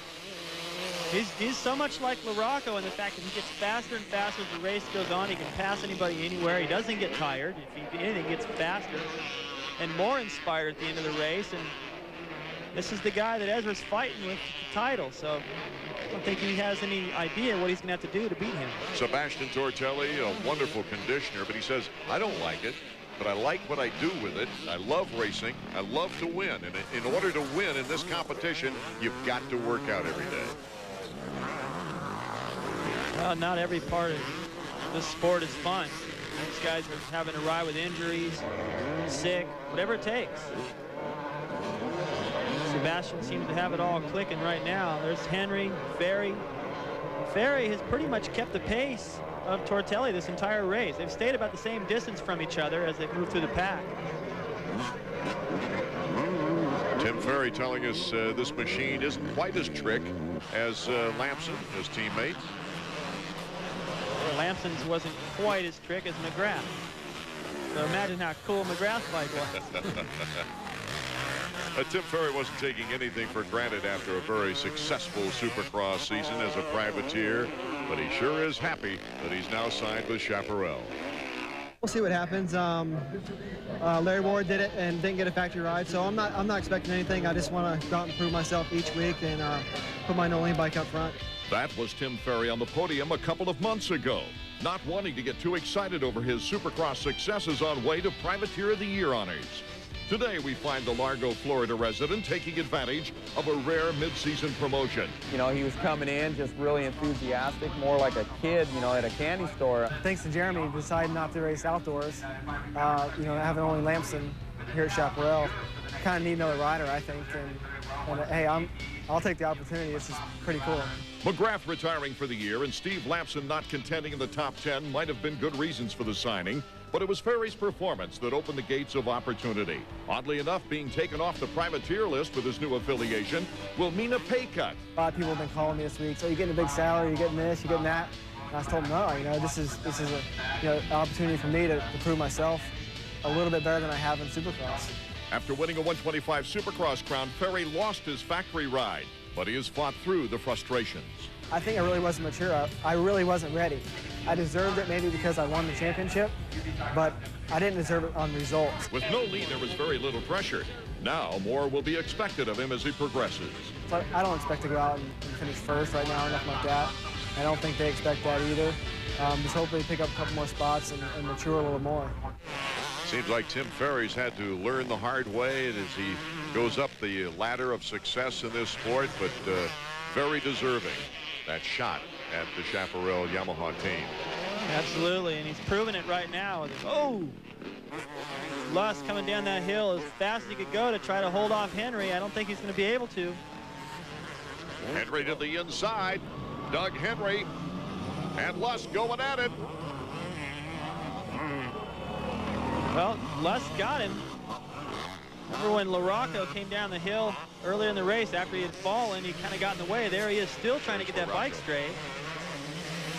And Lusk took advantage, made the pass, but Henry did not give up. Still pounded Lusk and got him back. Now, what frustration for LaRocco. It just seems like he's got all the tools to go out and win a championship. He's done it so many times, but he's having a tough time trying to get everything clicking. Paul Delorier kicking the bike back into shape, hopefully, but LaRocco with a second place in the opening round, a fourth in the second round, was really hoping for a very consistent 1999 in the outdoors. Here's our next telecast coming up from Southwick, Massachusetts. That's Doug Henry and John Dowd country up there.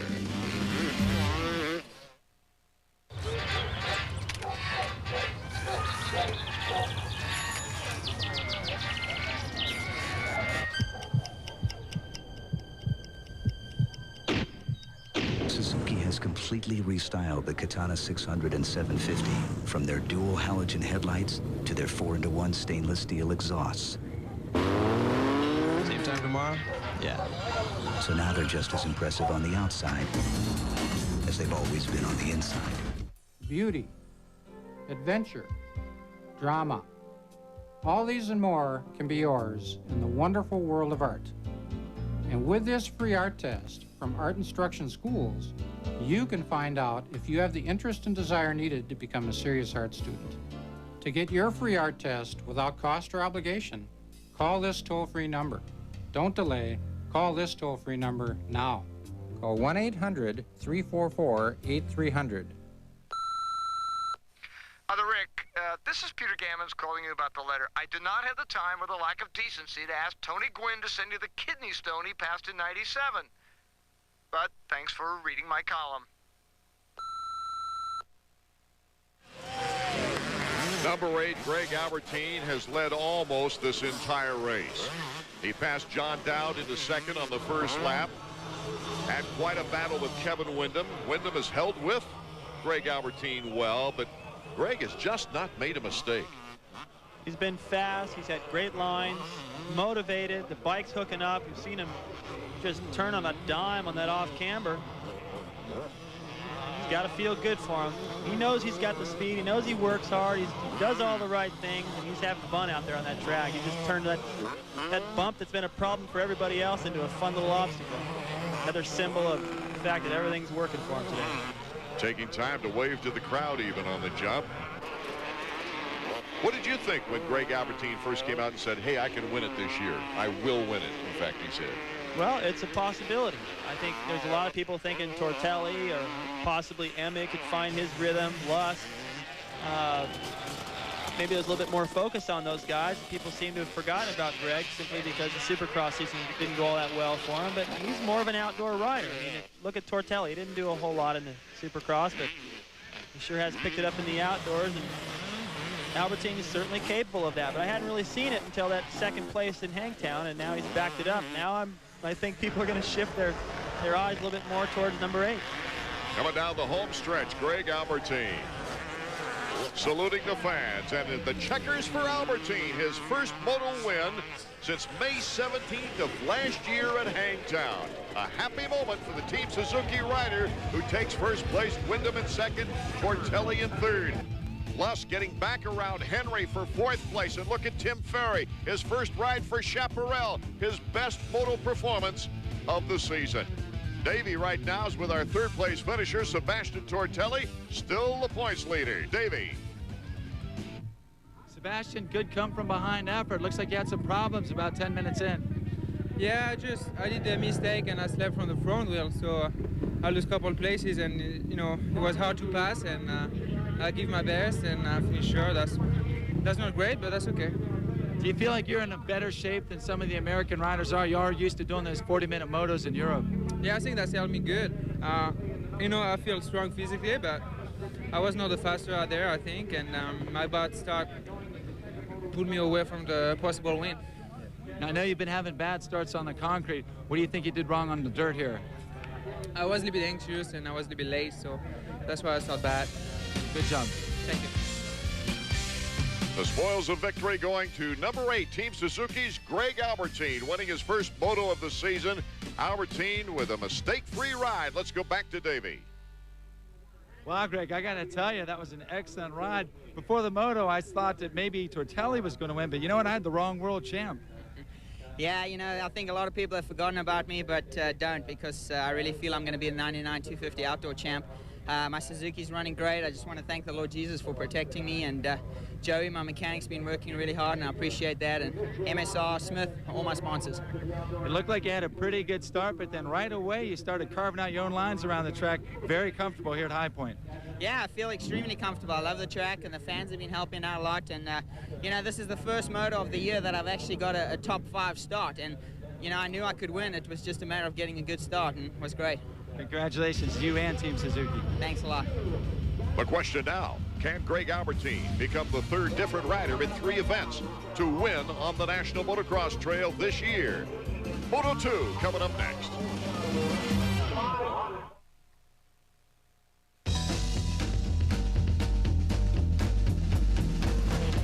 I got a new car with the red tail lights like glue on the corners and it's hung in tight. It's got a rag top and a contour hood. She goes, yeah, she's rocking. Let's go! The 1999 Mazda Miata. Set it free, and it'll return the favor.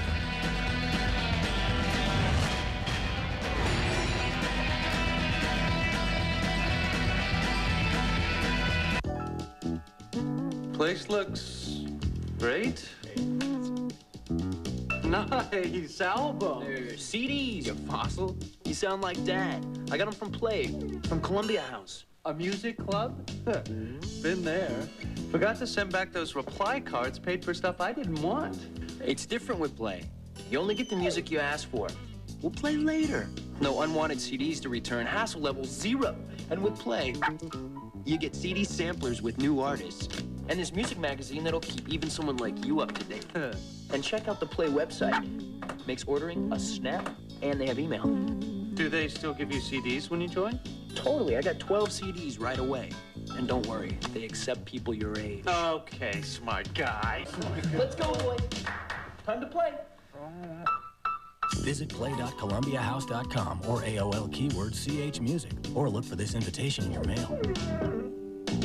You know, ideas and inventions come from people in all walks of life. Do you have an idea for a new product or invention? If so, Invention Submission Corporation has information to help you get started. ISC is America's largest inventor service firm. Call now and learn how to submit your idea to companies through ISC's databank and apply for a patent. Even if your idea is just to improve an existing product, call for ISC's free information. For your inventor's information, call 1-800-652-0101. We've got a record-breaking crowd under beautiful sunny skies here at High Point Raceway in Mount Morris, Pennsylvania. Art Ekman and David Bailey just prior to our second 250 moto.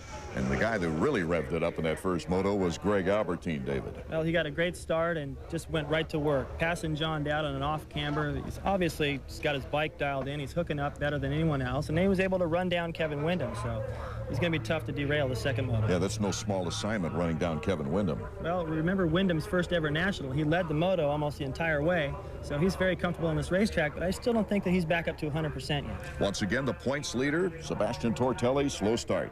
Well, you know, I think we may see a lot of that, and we've seen it from LaRocco over the years, but these guys still have the resolve to come through the pack. What impressed me, though, about Tortelli was at one point in the race, it looked as though Lusk, who was ahead of him, could take over the points lead. Still, Tortelli ran them all down and passed them before the end, so Lusk has got his work cut out for the title. And I was pleased with Tim Ferry's performance. Well, you know, he got to the Chaparral ride and right away went out there and proved he could run with those guys, finishing his best moto finish so far. Mechanics are busy between motos, especially if you're Mike LaRocco's mechanic, Paul Delorier. Throttle cable was broke, the front brake lever was bent, the rear wheel was bent a little bit, the pipe was bent, the coil mount was bent. He almost knocked all the wires off the coil. A lot of stuff just twisted up and mangled. He got his feet in everywhere, I think. It's a tough job for those mechanics, trying to repair the bikes that go down. Sebastian Tortelli getting ready for our second moto now is Ezra Lusk. He's going to have to take aim on this moto. Well, you know, I made a mistake in 1986 letting Rick Johnson go, thinking, well, this guy's going to make a mistake somewhere, and he never did, and I lost the title. I think Ezra's got to really take aim and stick with Tortelli, try to put some points on him here and there, and this guy's for real. Doug Henry trying to make a mark now in Moto 2. As the 30-second board is up, and when that goes sideways, the gate can drop within 5 to 10 seconds. And we will be underway at Mount Morris, Pennsylvania. Things happen so fast in national motocross action. There you see Tortelli right next to Windham, number 14. Windham getting the whole shot in the first moto. We're off now and running. Let's see who gets the whole shot here in the second moto. It's Jimmy Button on a 4-stroke, number 10. And right there with another 4-stroke is Doug Henry in third, with John Dowd in between the two. Team Yamaha 1, 2, and 3 at the start. I had a feeling those 4-strokes were going to hook up well. Look at Henry on the outside. There's Lusk, number 4. Tortelli, a much better start this time around. LaRocco going by the picture. There's Jeff Emig, number 11. But it's Doug Henry taking the lead away from his teammate. Albertine right there. Good position ahead of Tortelli. Boy, just Jeff Emig has struggled with his starts this year. When he gets a decent start, he's up there, but it's so tough to come through the pack now with all the talent. Emig with an 8th place finish in that first moto. Doug Henry now starting to pull away from Jimmy Button.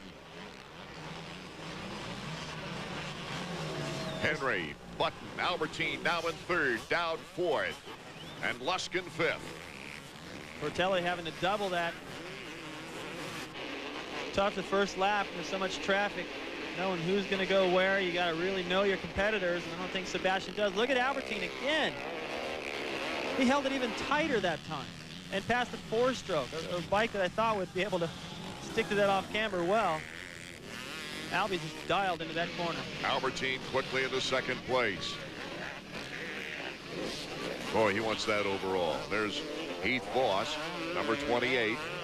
One of the leading privateers now. Ferry is off the privateer list. Taking another look. Well, see, Albie's already sitting down. We can get better traction. It takes Button a little bit longer to sit down. He can't really begin a cornering process. So Albie really just beat him to it. Still stayed a little bit closer to the inside and made another pass in his favorite corner. Sebastian Waugh in 7th place. Voss in 8th. A couple of privateers. As we take a look at the order of things, Mike LaRocco slipping to 15th here in the early going. See that? He was shaking his hand because he had a tearaway stuck on it. He reached up to clear his vision and it stuck to his thumb. Wyndham cutting to the inside of Dowd now as Dowd starting to go backwards. That messes up your concentration a little bit. Try letting go of the handlebar, 4th gear wide open. Wyndham, Dowd, and Waugh. Waugh, number 21. This is where the track is the roughest, the slickest. Look at Dowd right back around the outside. That's where you got to find that nice loam. Dowd did it. While Wyndham was trying to get the finesse, feather that throttle to hook up on the hard pack.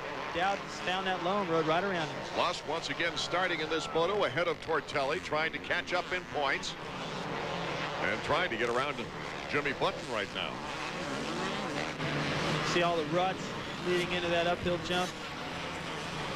There's so many little things out here on this racetrack that you have to be precise about. If you're not, you're losing time. Or you're uncomfortable out there. It forces you to ride tight. Just getting down this hill and trying to miss those bad bumps. This track really forces you to think. Watch Lusk going to use that berm to slingshot up the hill, try to get a run at Button. And it says Ezra Lusk edging in front of Button. Oh, he totally moved over to cut him off because he knew if he didn't get in there and take over the line, Button would run right up the inside and get him back. So Ezra Lusk still in the heat of the battle.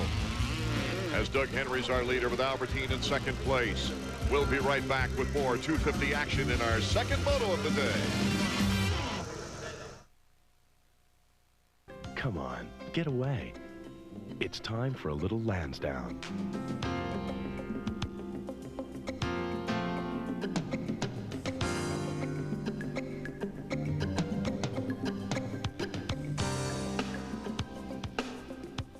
Lansdowne Resort, less than an hour from D.C. Come on, get away. It's time for a little Lansdowne. It's time for a little Lansdowne. Play golf and tennis, swim, sun, and more. Call for information. Yo, Pete, what are you looking for? I'm looking for a used car for under $5,000. Hi, I'm Dick Bailey, General Manager of Peacock Buick. What's the hardest thing in the world to do? Find a used car for the right price at the right value. We can save you thousands of dollars off the price of a new car on late model program cars. Or that $5,000 or less car you're looking for, say, a teenage driver in your family. Call us for help or call me personally, Dick Bailey. We'll help you. Peacock, Buick and Suzuki.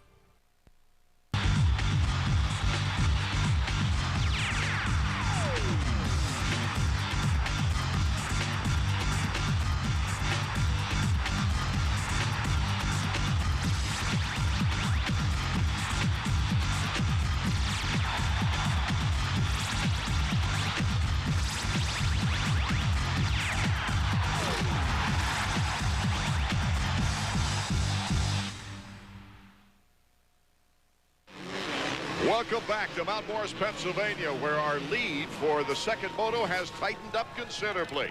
Doug Henry, passing his own teammate early in the race, Jimmy Button, for the lead, is now getting the challenge from Moto 1 winner Greg Albertine.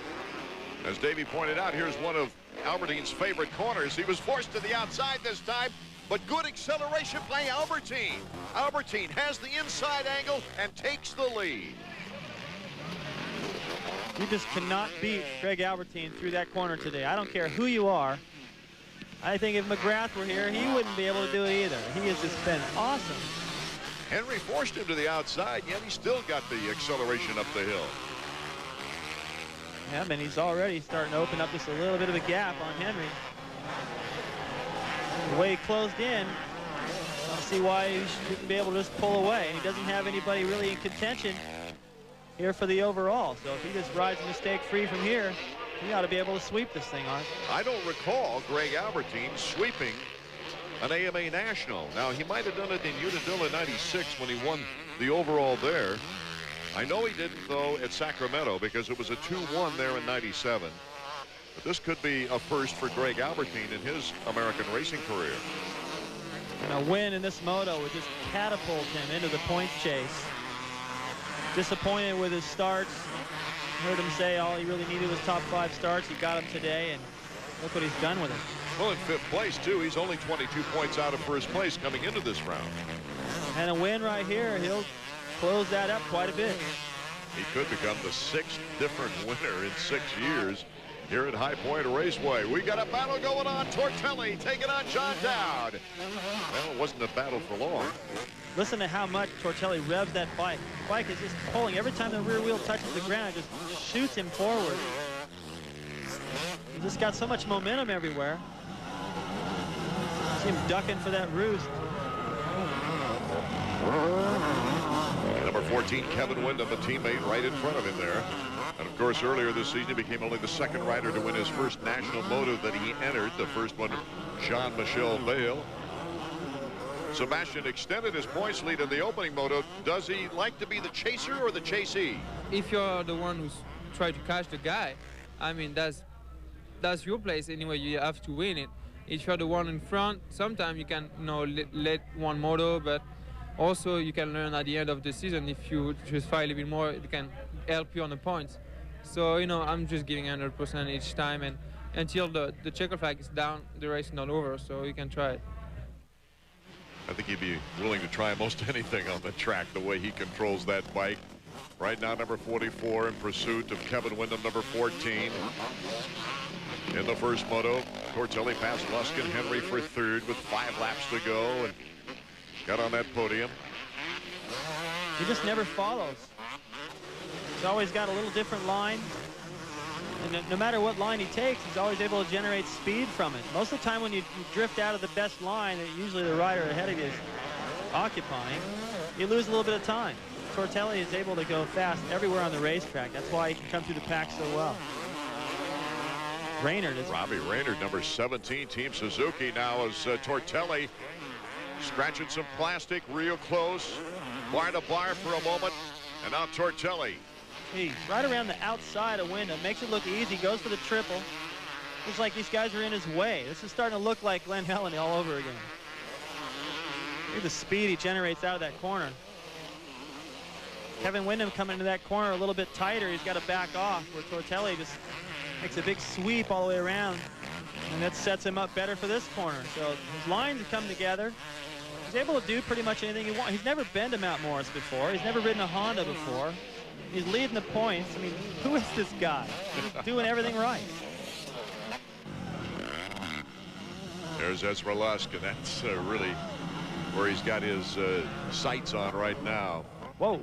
Getting Finally, in front of Button. He makes the pass. It's the first mistake I've really seen Tortelli make. And he goes, well, I think I'll just take the inside this time. And he still makes it work. Well, Ezra Lusk couldn't hold his teammate off in the first moto. Can he do it this time around and gain some points on Tortelli in the points race? Albertine continues to be our leader. He's looking for his third overall.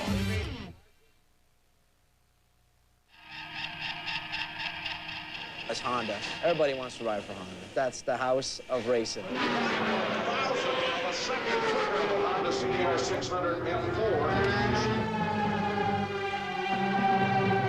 If you can't get around on that thing, you better look into another sport.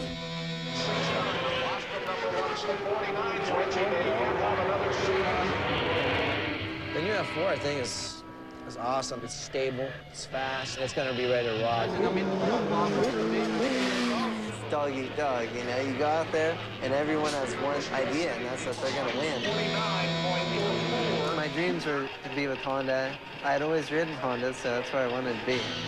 I just want to go out there and win. Every time I go out there, I want to be as fast or the fastest guy. Jumps ahead of the Honda CBR 600 F4. I want to have people hate me because I won't stop.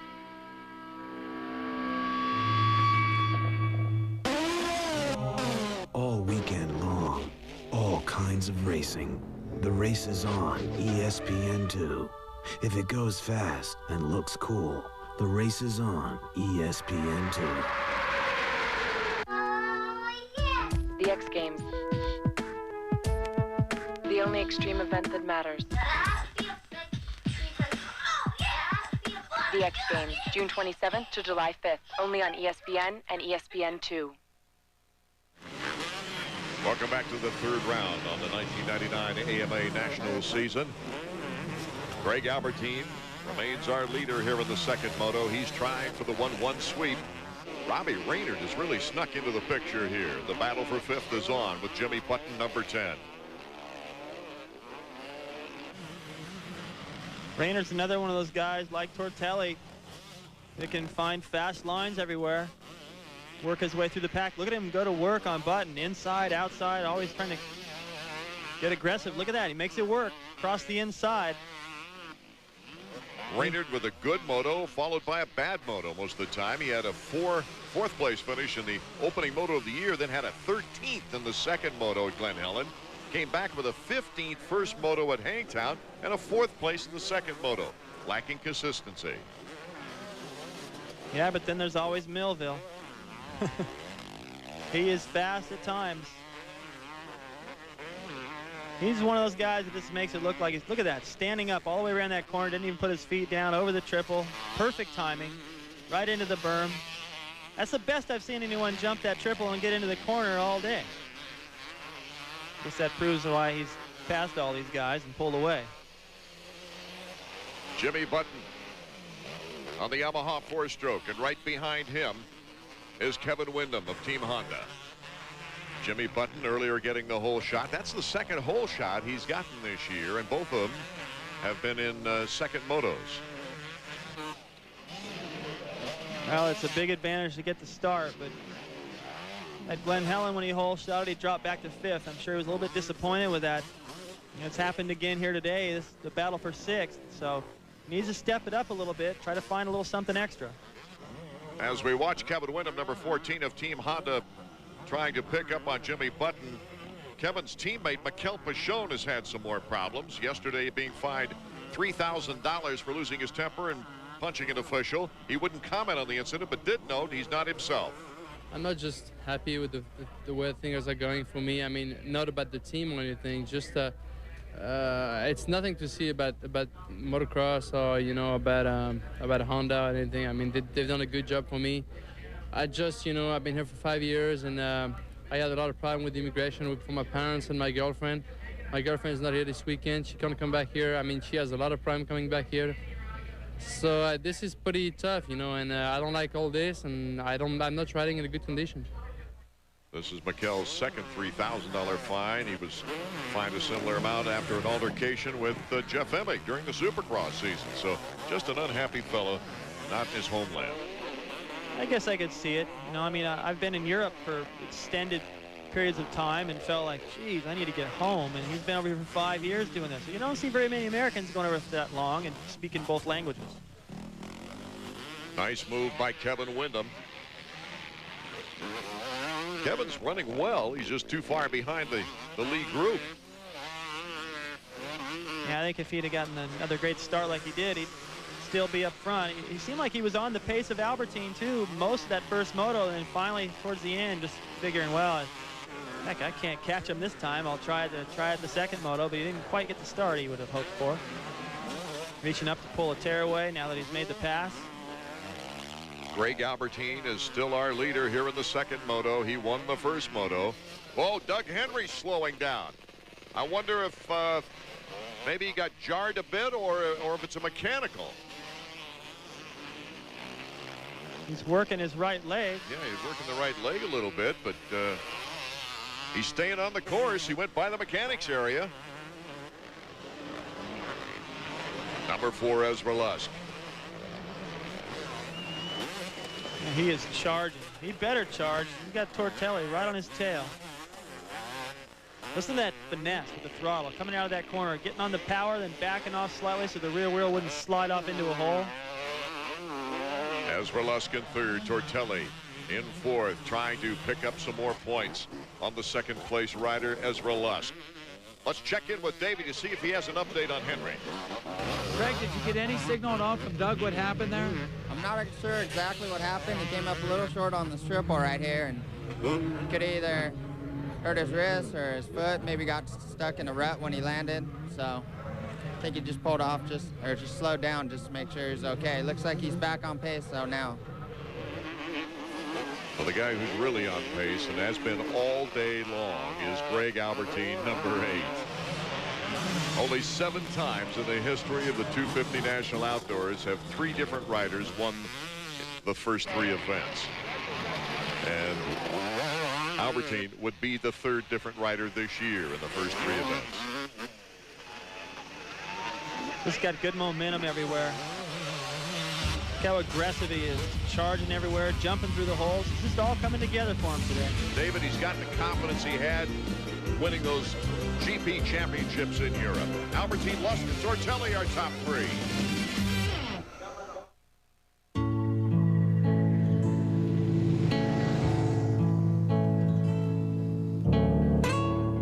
Never before has there been a cruiser as comfortable as the Suzuki Intruder 1500 LC. A bike so smooth, so impressive, you'll want the end of the ride to be just the beginning.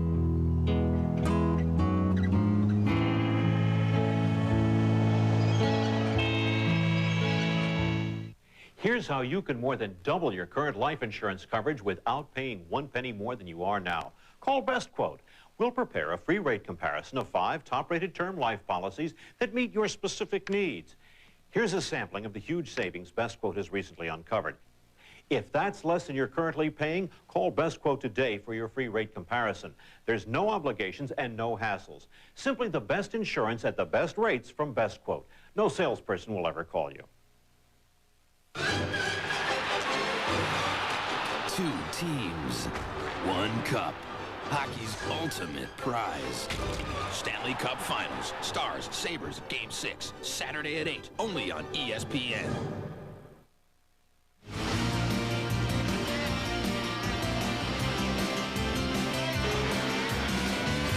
AMA Motocross is brought to you by Honda Motorcycles and the 1999 Honda Race Team. Honda, ride red. Welcome back to High Point Raceway. It's been quite an afternoon. Beautiful weather, record crowd, and a magnificent performance by Greg Albertine. Working his way across that off-camber, about to lap Steve Lamson. So Albie is just on a record pace right now. We're in the final lap for Greg Albertine, and I know that Davey Combs is just chomping at the bit to get a final comment in before that checkered flag. Davey? After that first moto win by Albertine, I was so impressed by it, I asked him if Tortelli might have had anything to do with his new motivation. He kind of shrugged it off and said, yeah, I think you guys may have forgot about me as the world champion. You know what? I think that he is after Tortelli's number, and I think it's been good for Greg. What we've seen today is a Tortelli-like performance. You saw the Frenchman go 1-1 at the opener. Albie comes back in round 3 and does just as much. I think we might have a new rivalry here in America. Unfortunately, it's between a South African and a Frenchman. American motocross needs to pick it back up, boys. Well, Mr. Racer X. Yeah, I agree with him. You know, it has to be said. It's the facts. I think these guys are hungry, and American riders have just maybe become a little bit too comfortable. So this will definitely give them reason to get back out there and work a little bit harder. I also think it's interesting, Davey's first comment about how Tortelli's early performance has inspired Greg Albertine even more. I think that's great. There was times when Bob Hanna inspired me because I didn't feel like I could beat him, and I would do anything it would take during the week to make sure that I at least had a chance. Rick Johnson, I mean, there were always rivals that motivated me to try harder. And that's great that these guys are pushing each other, and the rest of the field is going to have to rise up. Greg Albertine making his move across the finish line jump, gets the checkered flag. He's got the 1-1 sweep. What an afternoon for Team Suzuki. So Albertine puts the capper on a great afternoon. Tortelli in second. Lusk in third in our second moto. Robbie Raynard holding on to fourth. Kevin Windham rounding out the top 5, and look at that. Another fine performance for Chaparral's Tim Ferry. Let's go back now to the victory podium and our Davey Combs. Yo, you look like a tough day out there. The High Point track was really mean. Yeah, you know it was. I just really couldn't get anything together today. I was just trying to survive out there and try to not let very many people by me, and just, you know, get a few points if I could. Well, I know this isn't one you want to hear, but as far as the second moto goes, top American.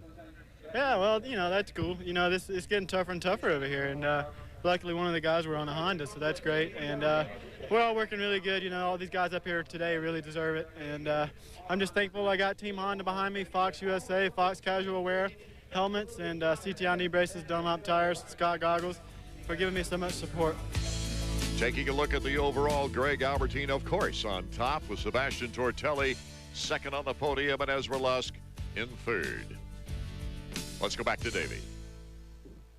Sebastian, I know you came in here thinking you could get a win. The track reminded you of back in France, but second overall is pretty good.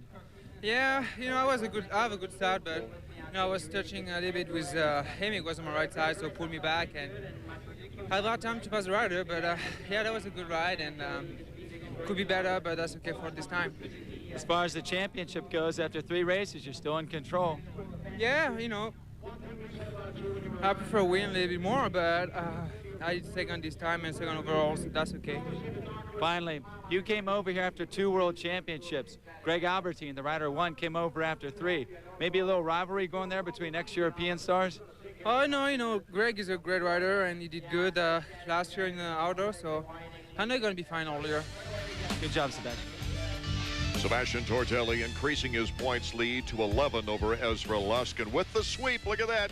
Albie jumps from 5th to 3rd in the standings. Let's go back to the man of the hour. All right, Greg, I tell you, I know that you don't like when I bring up comparisons to Sebastian Tortelli, but I got to tell you, man, since he came along, you picked it up. Well, you know, I've been working really hard, and I feel this year I'm better prepared than I've ever been. And, you know, my Suzuki's running better than it's ever been. I got a great mechanic and just really a good team. And, you know, I got to give all the glory to Jesus Christ. You know, he just really was with me out there and just paved the way. Today was your best performance in America, at least. I never got to saw you around in Europe whenever you were winning the World Championships, but how did that feel? I mean, it's been a long time since you went 1-1. Well, I think everybody forgot that I was world champion, and I mean, this is the way I rode in Europe, and you know, for the first time this year, I actually feel like I am in Europe again. You know, I just feel like I've got all the confidence in the world, and I'm riding smooth, and you know, just everything's fitting perfectly into place. All right, well, congratulations. We look forward to seeing an even more exciting summer battle between you, Tortelli, and the Americans. I'm ready, man. Bring it on. It looks like Greg Albertine feels he can win it all. It'll be an interesting season, that's for sure. Art Ekman, along with David Bailey and Davey Coombs, saying thank you so much for being with us. This has been a production of ESPN, the worldwide leader in sports. For more information, log on to ESPN.com, part of the Go Network, go.com.